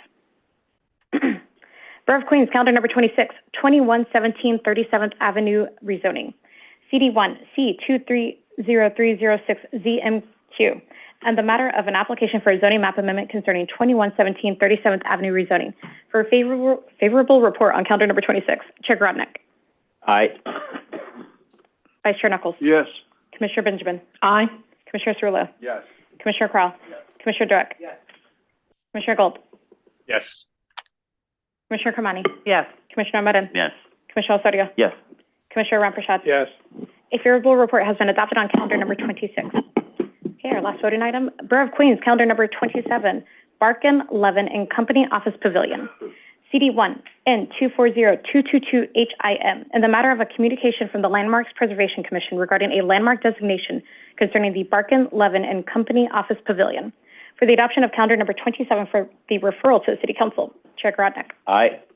Vice Chair Knuckles. Yes. Commissioner Benjamin. Is this 240221 or 240222? I believe 221. 221, sorry. Okay. HIQ. Thank you. Aye. Thank you. Commissioner Cerullo. Yes. Commissioner Crowell. Yes. Commissioner Dueck. Yes. Commissioner Gold. Yes. Commissioner Kermani. Yes. Commissioner Marin. Yes. Commissioner Osorio. Yes. Commissioner Ramprashad. Yes. Calendar number 27 has been adopted for the referral to the City Council. Great. Great. Thank you very much, and thank you, commissioners, for being patient and allowing us to take this one slightly out of order. Let us get back to the public hearing.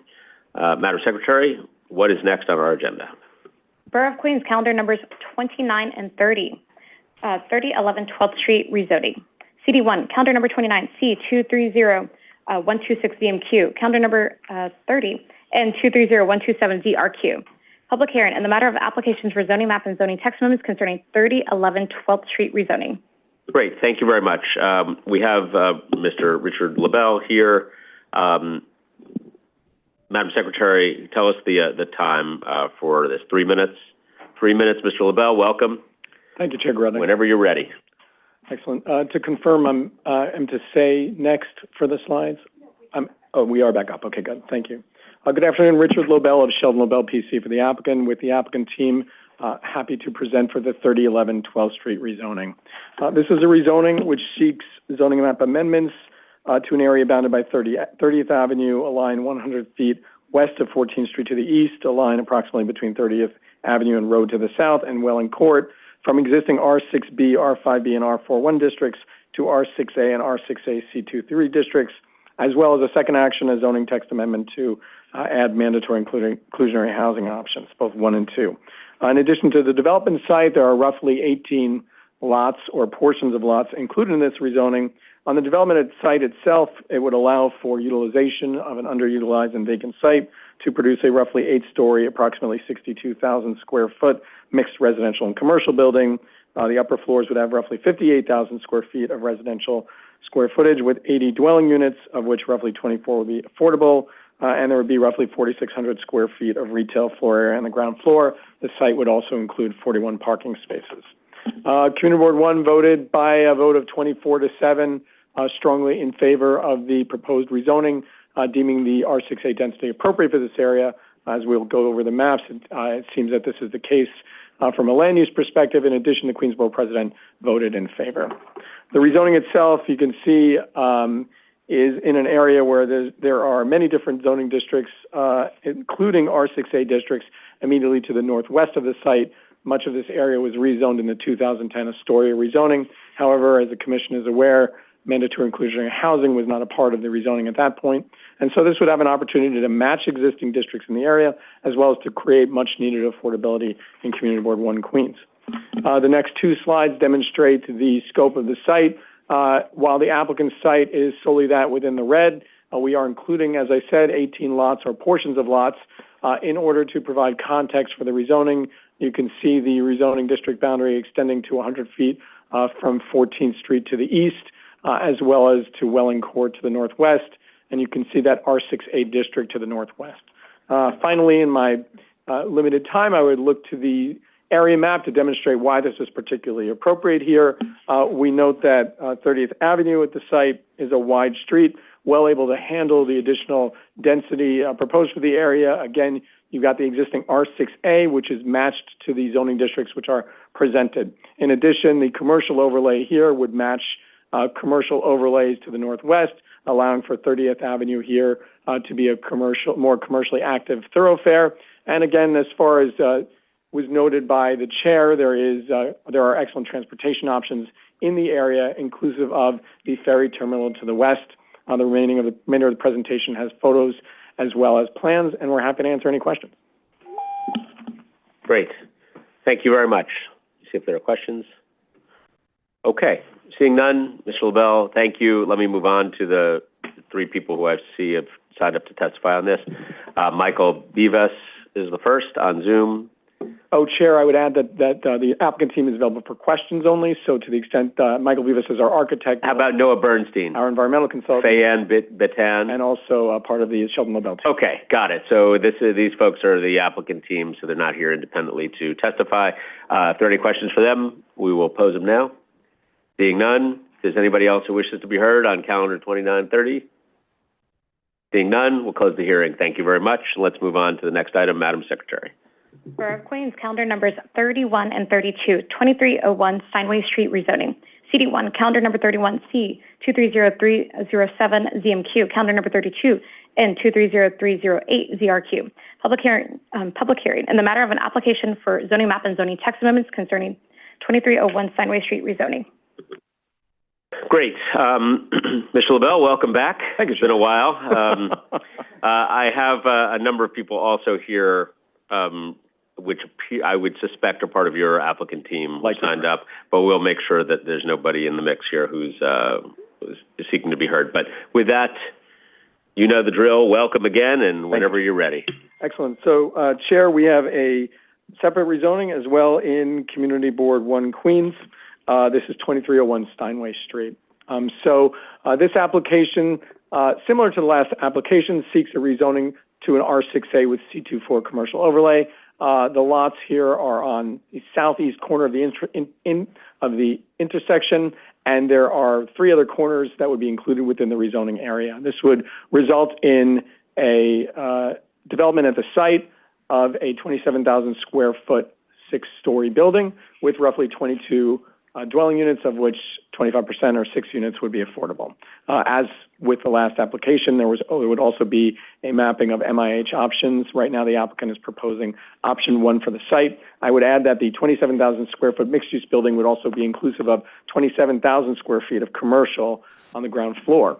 The proposed development by the numbers, again, a 6-story building, taking advantage of the corner status of the lot in order to somewhat mitigate the height of the building.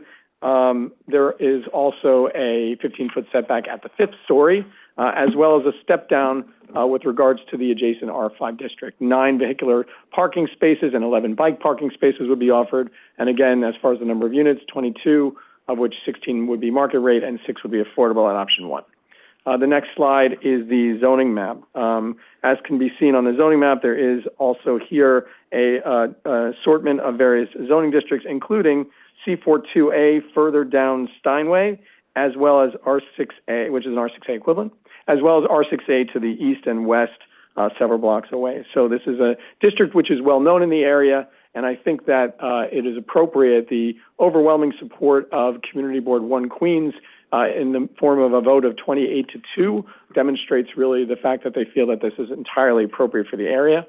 This is a copy or a tax map which shows the applicant's site, 7,500 square feet of lot area to the lower right, as well as the four corners that are included in the rezoning. Again, the area map really to demonstrate why the land use rationale here is strong. You've got 23rd Avenue here, a wide street fronting the property, as well as Steinway Street, a second wide street fronting the property. Excellent access to the site.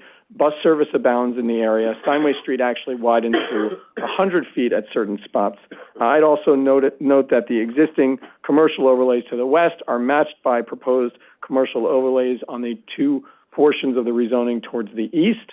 In essence, the R6A here matches residential districts in the area and allows for a slight step up in available bulk. Again, there would be a step down in terms of building height with regards to the adjacent R5D. So with that, again, we have a zoning change map. You can see the proposal, and the applicant team is happy to answer any questions. Okay, excellent. Let me just, for housekeeping here, just identify if the following people are members of the applicant team. Christina, you're going to help me. Stepansky, environmental. Yes, okay. Alexia Landisman. Sheldon Nobel. Julio Magarino, Hill West, architect. Hill West. Maxim Gladkey. Also environmental. All right, we've got Julio Magarino twice here. Okay, also that's right, still part of your team since we last checked. Okay, Nick Kumar Natos. Yes, also with Hill West Architects. Okay, all right. Let me see if there are questions for you or any member of your team, or any other members of the public who wish to be heard on calendar number 3132. Okay. With that, thank you very much. Thank you, Chair. We will close the hearing on calendar 31 and 32. Madam Secretary, let's move on to the next item. Borough Brooklyn, calendar numbers 33 and 34, 396 400 Avenue X rezoning. CD 15, calendar number 33, C230381 ZMK. Calendar number 34, N230382 ZRK. Public hearing in the matter of applications for zoning map and zoning text amendments concerning 396 400 Avenue X rezoning. Okay, great. We're going to start here with Neil Weisbard. Hi, the PowerPoint? Oh, there we go. Great. Give us a sec.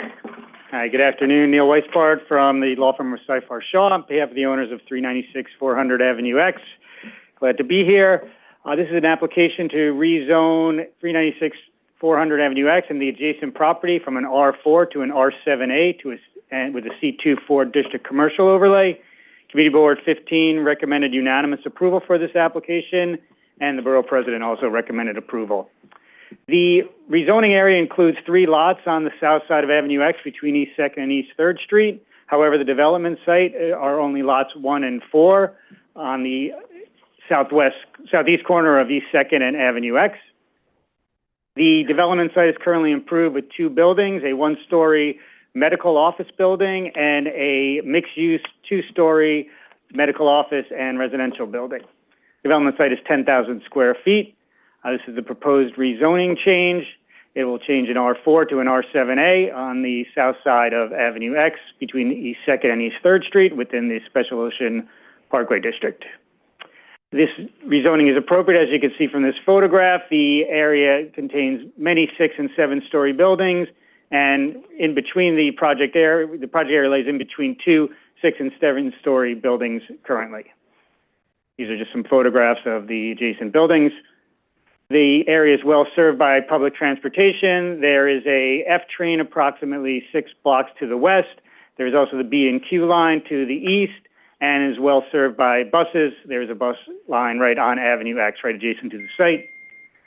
The proposed development could consist of a 46,000 square foot mixed-use building, 41,000 square feet of residential floor area, 5,000 square feet of professional or medical offices.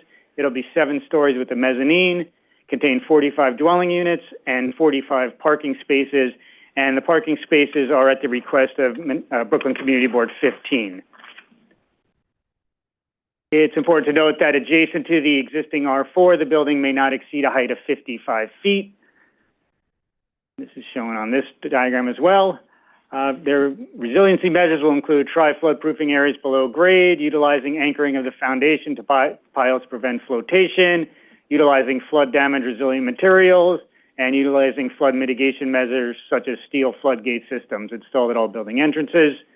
There will be some sustainable elements as well, an active solar power, a green roof, rainwater harvesting, and environmentally friendly materials will be utilized, including bioswales and a rain garden.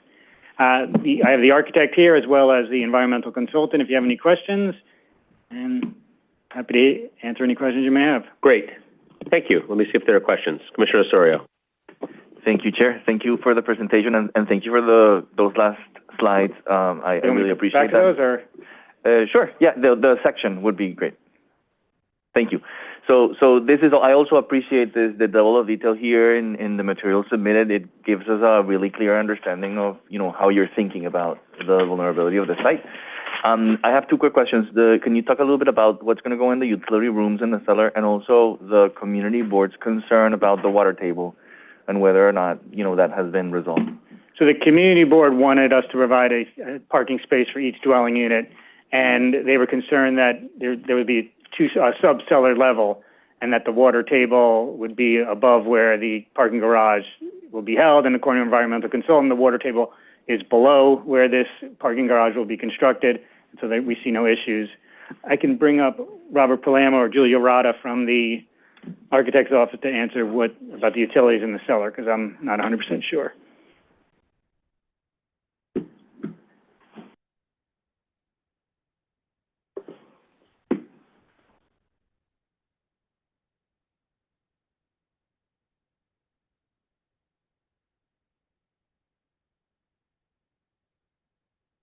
Good afternoon, ladies and gentlemen. My name is Robert Palermo, registered architect. We are the architects of record for the building. We've had a presence in Sheepshead Bay and South Brooklyn for over 45 years. We're thoroughly familiar with the area and the neighborhood.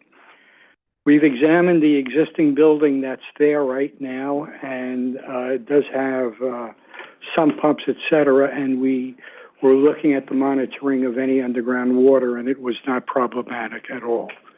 So we're fairly confident that first of all, the parking can be underneath the floodplain. There's no problem with that. It's legal.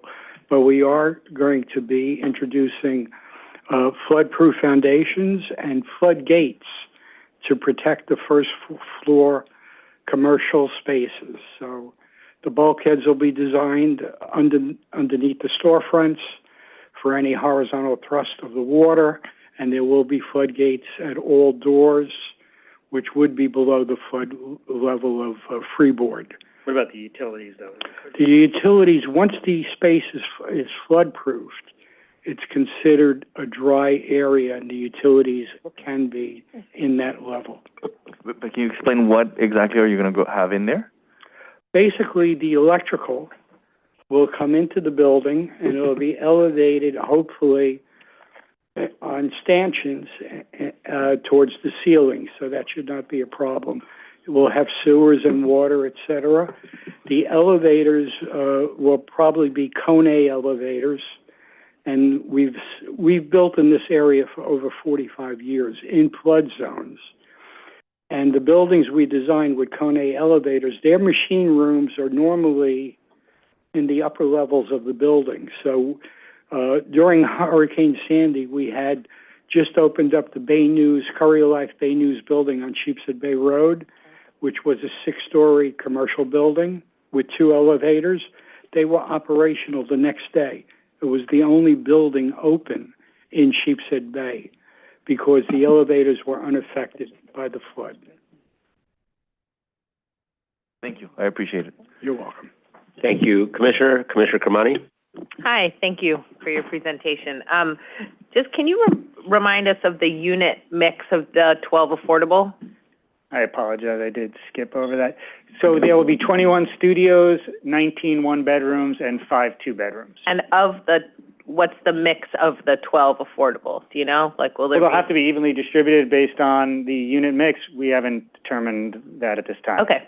But under zoning, it will comply with the zoning regulations. Thanks. Commissioner Dweck? Thank you. Absent of 421A or a successor to it, what is the probability that this actually gets off the ground? Strong possibility. There's no indication that this building will not be constructed. That's why the owners are going through this whole process. Are they based on the fact there is no 421A right now? So there is an understanding that it will have to be privately financed and that the affordable units will have to make sense. And they've decided to proceed with the application with that understanding. Thank you. Okay. Thank you very much. With that, I'm going to move on to Julia Ratta. She's from the architects. Part of the team, and Robert Palermo. Yes. Also part of the team. Right, got it. So then we're going to move on to Alex Mierescu on Zoom, Friends of Avenue H, to be followed by Christine Nicholson.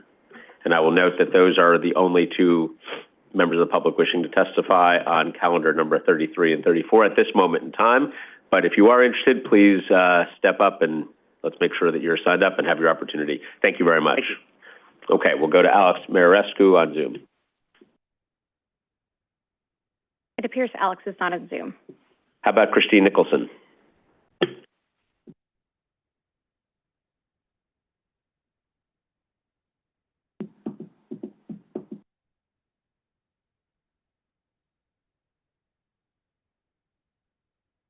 I don't see a number correlated with our registration. However, there is a number that looks close. Christine, if you're on the phone, you could unmute by pushing *6.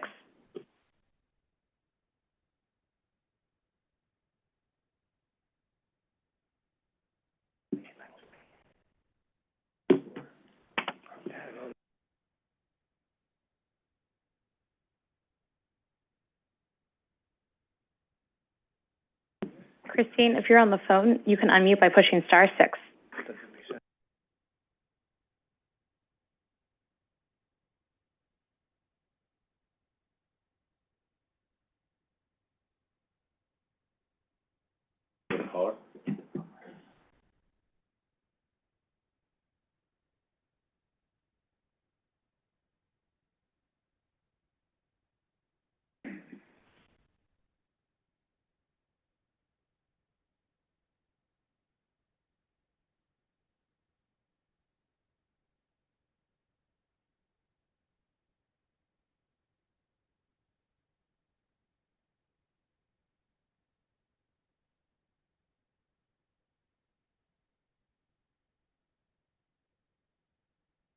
Christine, to testify, you could push *6 to unmute.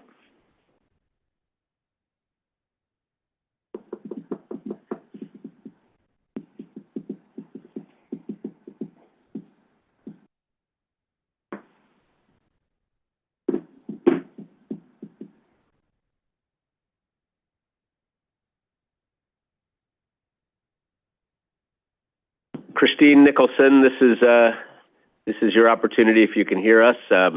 We'd like for you to unmute and be heard on calendar number 33 and 34, if that is your wish.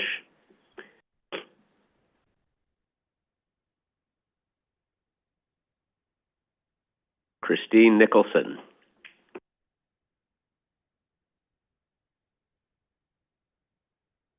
Okay. With that, since we do not have Alex Mierescu or Christine Nicholson, I will ask if there's anybody else who wishes to be heard on 33 and 34. Seeing none, we will close the hearing on calendar 33 and 34, and we will move on to the next item, Madam Secretary. Okay, Borough of Manhattan, calendar number 35, 1521 West 124th Street. CDs 10 and 11, N230434, ZRM. Public hearing in the matter of an application for a zoning text amendment concerning 1521 West 124th Street. Great, thank you very much. We have Allison Carreri. Welcome. Whenever you are ready, you can go ahead and get started. Good afternoon, Commissioners. Chair Gorodnick. Ali Carreri for Greenberg Traurig is land use attorney for the applicant, who's the owner of the development site at 1521 West 124th Street. This application for a text change would modify parking regulations for R6A districts in the special 125th Street District to allow an otherwise as-of-right 7-story, 33-unit rental building to be built without the 17 parking spaces required by current zoning. We were pleased that the application was supported by Council Members Salam and Ayala and Borough President Mark Levine at the Borough Board. We understand the community boards had concerns about incremental street parking if the building's tenants were to own cars. We note that based on the owner's market studies and car ownership rates for rental units in the area, we expect very few, if any, residents to own cars, given the wealth of public transit in the vicinity of the development site. We also feel this is a particularly inappropriate location for a new curb cut to be created, since the site is on a block with a number of community institutions and directly opposite a children's playground in Marcus Garvey Park. In respect of your time today, I'll conclude there and take any questions you may have. Okay, thank you very much. Obviously, one of our future proposals will be to eliminate what, I certainly regard as a costly minimum parking mandate, which you and your clients are working very hard to not have to comply with here. Do you have anything that you might add about what that would have meant for your client and for this application if the mandatory minimum were not actually in place? Sure. So a major difference in the development itself is that, our current plan without the parking is to just have a regular height cellar level amenity floor would go about 13 feet below grade. If the parking were required, it would require portions of the cellar to be dug up to 8 feet deeper to around 22 feet below grade, and would likely require underpinning to protect the adjacent Harlem Library structure, which is a very large added cost to the project. And I would expect even having to come and appear before the commission to ask for permission to waive out of the parking itself has a cost to this application. Is that a fair statement? Yes, and I believe we started this process about 3 years ago at this point. So ULURP takes a long time. We all know that. Okay, thank you. We have questions from the Vice Chairman and Commissioner Osorio. Thank you, Chair. Your building would be adjacent to the library building, is that right? Correct. Just to the west of it. Yes. Could you enumerate for me any other measures that you're taking to mitigate the impact of your construction during the operating hours of the library? We can respond in writing on that, absolutely. Thank you. Thank you, Mr. Vice Chairman. Commissioner Osorio? Thank you, Chair, and thank you for your question. I think that it's really useful for us to hear sort of like how you're thinking about this. So I have two quick questions. One is, in that regard, can you give us a little bit is there sort of like a number that you use to help us understand, how many more units, could we build if we sort of don't have to build the amount of parking, that you are, just to have a little bit of a number that we could use. If you have one, it would be great. It would be useful. My question, and I'll just state it with it, is help us understand, hopefully these requirements will change, but right now they exist, right? So help us understand, what is the public benefit right now that this neighborhood will receive in exchange for your request? Sure. In this case, the envelope is dictated by the R6A zoning. The number of units, is kind of a function of the program size of the units. The parking in this case would be provided below grade, so it doesn't really have an impact on the different number of units for this project. Other projects that may have more units, I'm sure, if they would be required to go above grade, might have more of a different impact on the actual number of units that would be affected. I think in this case, the offsetting the benefit to the community is really just not having a building that basically invites residents with cars to be in the building. It doesn't mean that people people with cars couldn't rent units in the building, but on the margin, certainly a building with no parking is less attractive to someone with cars than a building with parking. And also, as I said, providing a curb cut in this location, it's for an R6A district, a very trafficked pedestrian street. There's no curb cut in the current condition. There hasn't been a curb cut in, the use of the building previously. So introducing a new curb cut here creates new pedestrian impacts that we don't think are appropriate in this location. Thank you. That's useful.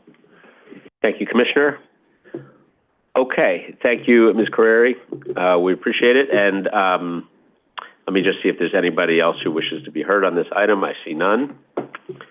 Going once, going twice. Okay, we will close the hearing on calendar 35, and let's move on to the next item of the day.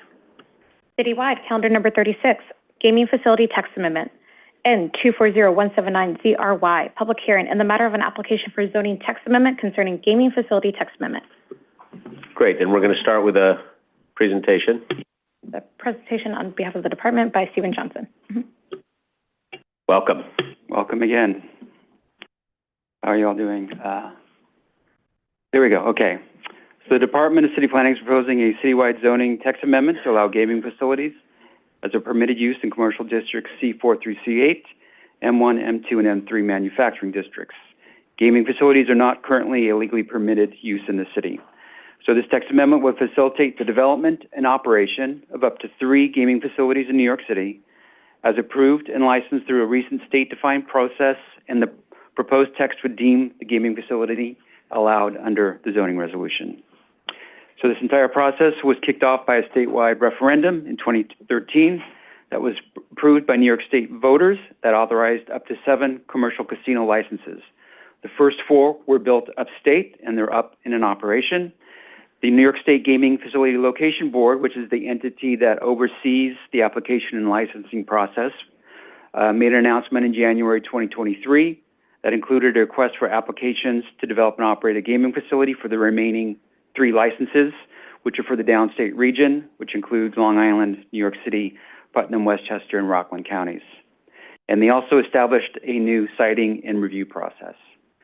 So this is a map of the various gaming, video lottery, and horse racing activity in the state that the Gaming Commission oversees.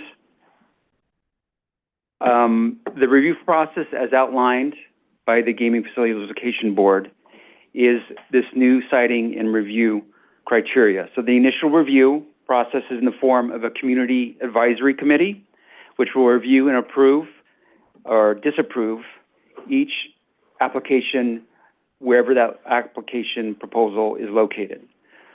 So it's all determined by the site of the gaming facility location. So each proposed gaming facility application will have a dedicated public review and open meetings process that is led by a CAC, and that CAC will consist of those 6 members that you see on the slide: the governor, the mayor, the local state senator, the local state assembly member, the borough president, and the local New York City council member.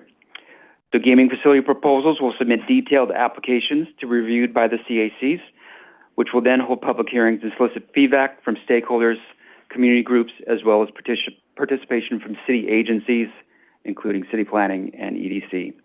The CAC will issue a finding establishing public support either for approving or disapproving the application by a 2/3 vote. Any applications approved with public support by the local CAC will then be forwarded to the Gaming Facility Location Board to review all CAC-approved applications and to also ensure that they comply with all local zoning requirements. Those applications that are reviewed and approved by the CAC and then awarded a gaming license shall then be deemed as allowed under the zoning resolution as opposed by the text amendment. So the purpose of the text, of the proposed text, is to facilitate the state's current casino proposal as enacted by the state legislature and described in this request for applications, and following the state's schedule and timeline.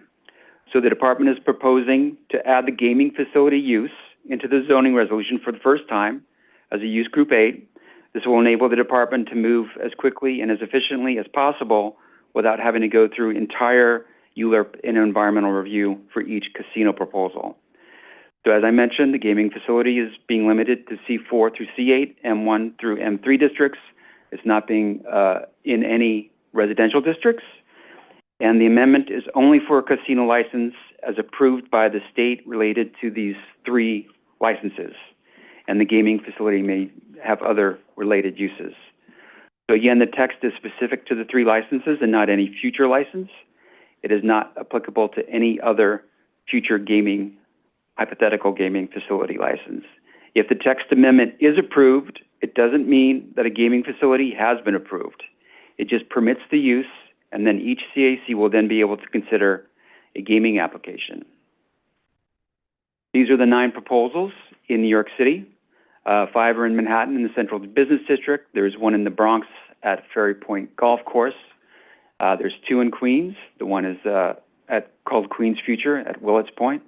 And then the one in South Ozone at Aqueduct Resorts World. And then finally, the one in Coney Island, in the Coney Island waterfront.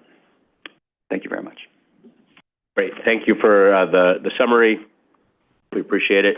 Let's move now to public testimony. So we're going to start with Keith Suber on Zoom, to be followed by Rob Schiffer here in the room.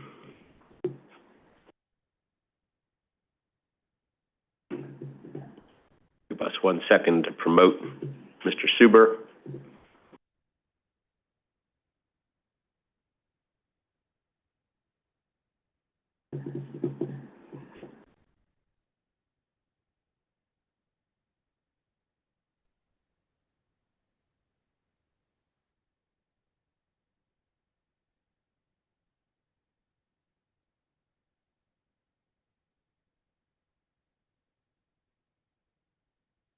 Keith, you should be able to unmute in Zoom.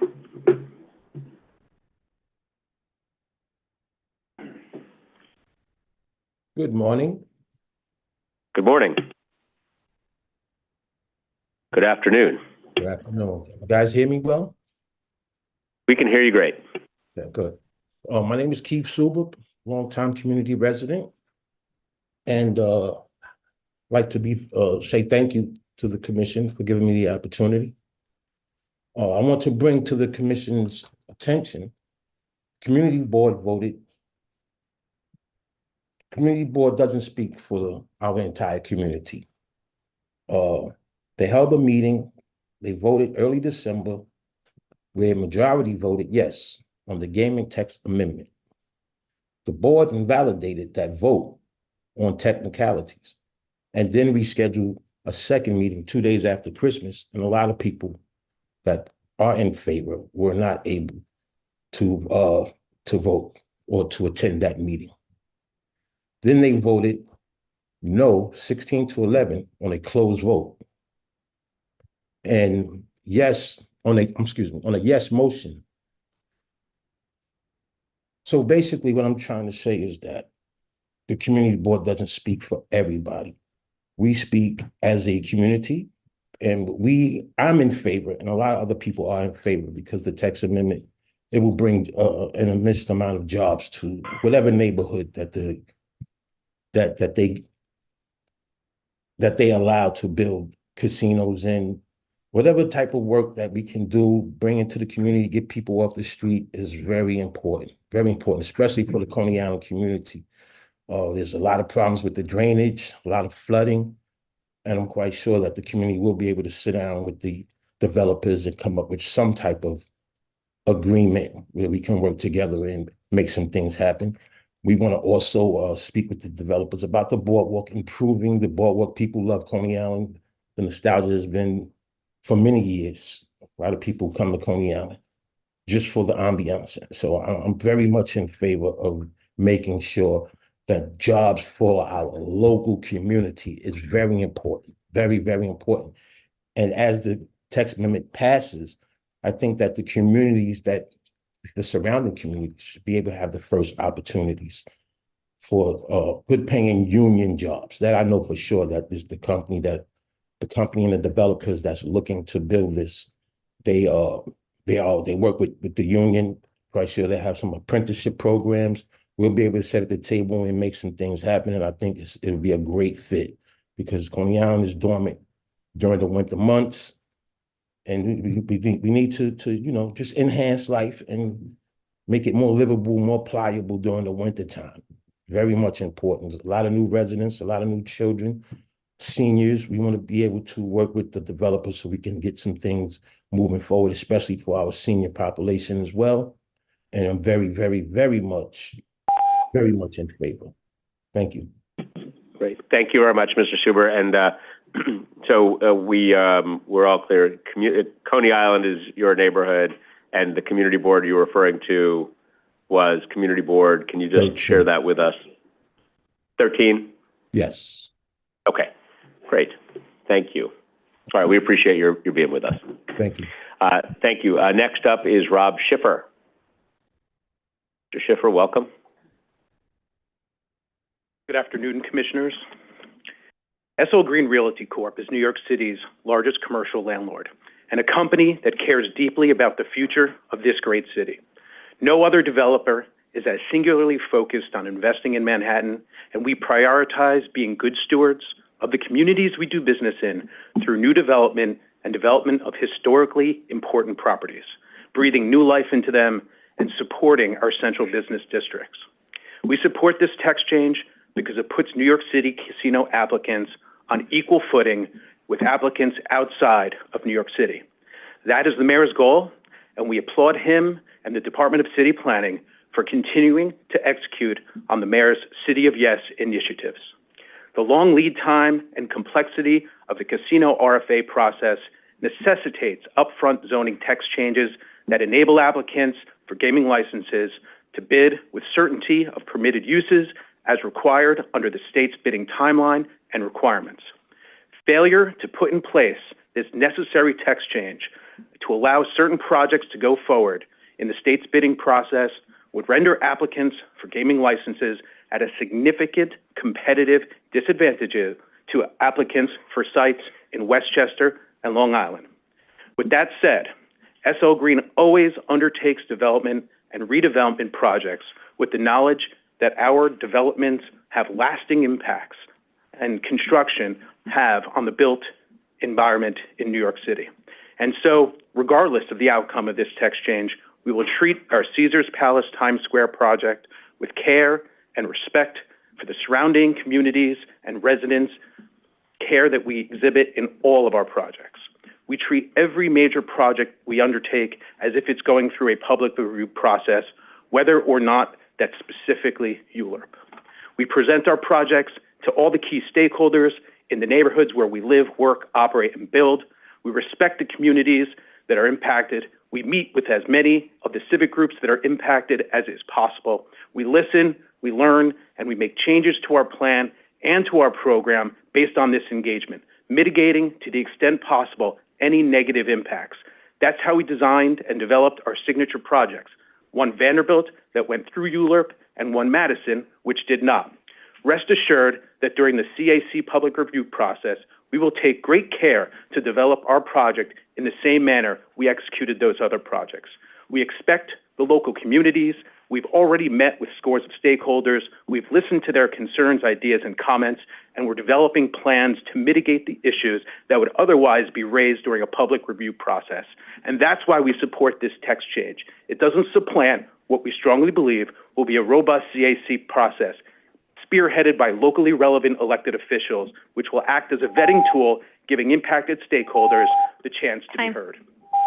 Thank you very much. Let me just pose one question to you, because you hit on one of the concerns that has been raised most actively by community boards, and we certainly understand this as a concern, is the CAC process and its ability to be inclusive of community voices and community concerns. What about the CAC process do you believe should give any comfort to a community board or any community member that there will be an opportunity for robust engagement, community consultation, public hearings, all the things that a community board would reasonably want to see as part of this process if this text amendment passes? Well, certainly the makeup of the CAC, each individual member has a constituency that they have to respond to and that they are the steward of.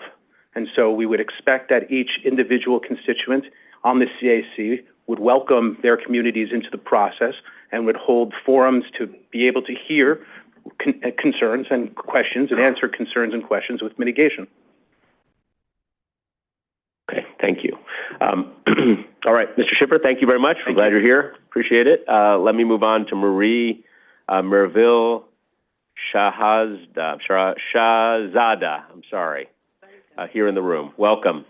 Hello. Hi, good afternoon. Good afternoon. The gentleman who was up before on Zoom, I just want to second what he said, Keith Suber, about the voting in Community Board 13. I was at those meetings, and unfortunately the chair does not listen to the community who is in favor, and unfortunately the meetings have been very weird. So yes, I want to second what he said. On top of that, I am 100% in favor of the gaming facility text amendment, proposing a citywide zoning text amendment to allowing the gaming facilities. Why? Well, first, let me introduce myself. As you said, my name is Marie Merville Shahzada. I'm born and raised in New York City in the best borough, Brooklyn. I am not only a city resident, but I'm a city employee of 24 years. I am a Brooklyn business owner, community advocate, founder, executive director, and mom, and so many others. So I'm not looking at this position in one way. I'm looking at the initiative as a whole. Passing the gaming facility text amendment that proposes a citywide zoning text amendment to allowing gaming facilities would allow for a casino to be built and established in New York City. This would open the floodgates of investment and revenue back into our city, which we need. It would add a stream of tourism and commerce, which the city has lost in recent years. Moreover, approving the casino in Coney Island, South Brooklyn, would not only help the city, but Coney Island itself, as the gentleman previously said. Coney Island, from June to September, is booming with an influx of consumers that spend back into the business of Coney Island. However, the influx of consumers are gone during October to May. Just recently, the lack of consumers has caused the Coney Island Brewery on West 17th and Surf to close. That's a big business. The Rite Aid at 3001 Mermaid to close January 10th. A local business on Mermaid and West 19th Street to close its doors as well. The businesses in the area are struggling to sustain their services. When businesses close in Coney Island, residents are forced to go elsewhere and find their products. Since Rite Aid on West 30th Street and Mermaid Avenue has closed, residents are scrambling, looking for a pharmacy to maintain their medications. Senior citizens and disabled are now forced to travel miles away to purchase life-saving products. Poor economic development in Coney Island has caused a decrease in job opportunities.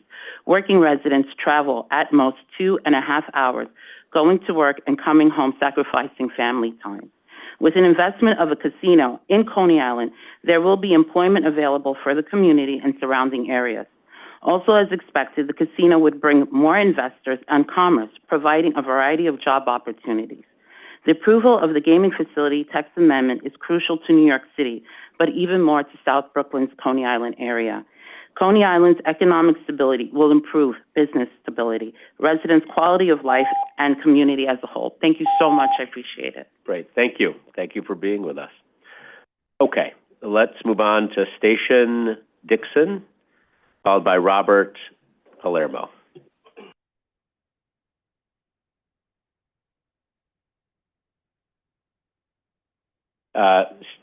Ms. Dixon had to leave, is that what you said? Okay, so we have written testimony. Okay, let's move to Robert Palermo. Mr. Palermo, are you here?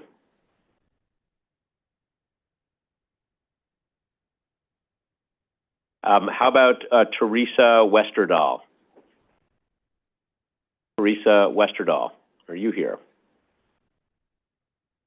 Okay, all right, we have her signed up for a different item. Okay, how about Rihanna Rivera? All right, Ms. Rivera, come on up, welcome.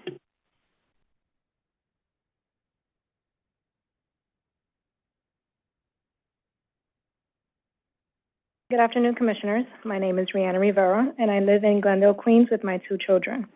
I currently work as a guest service agent at the Hyatt Regency in Resorts World, Queens for 2 years. I have been a proud union member since 2005, where I worked at the Maxwell Hotel. The Maxwell was closed due to the pandemic, but thanks to the union, I was able to secure a job at Resorts World. Being part of the union has been huge for me and my family. We have stability and amazing benefits. Thank you. Great. Thank you very much. Okay, let's move on to Ralph de Jesus.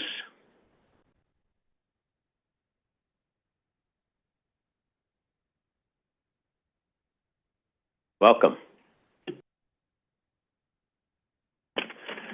Hi, Commissioners. My name is Ralph de Jesus. I'm a resident of East Harlem, where I lived my entire life and where I raised my 7 children.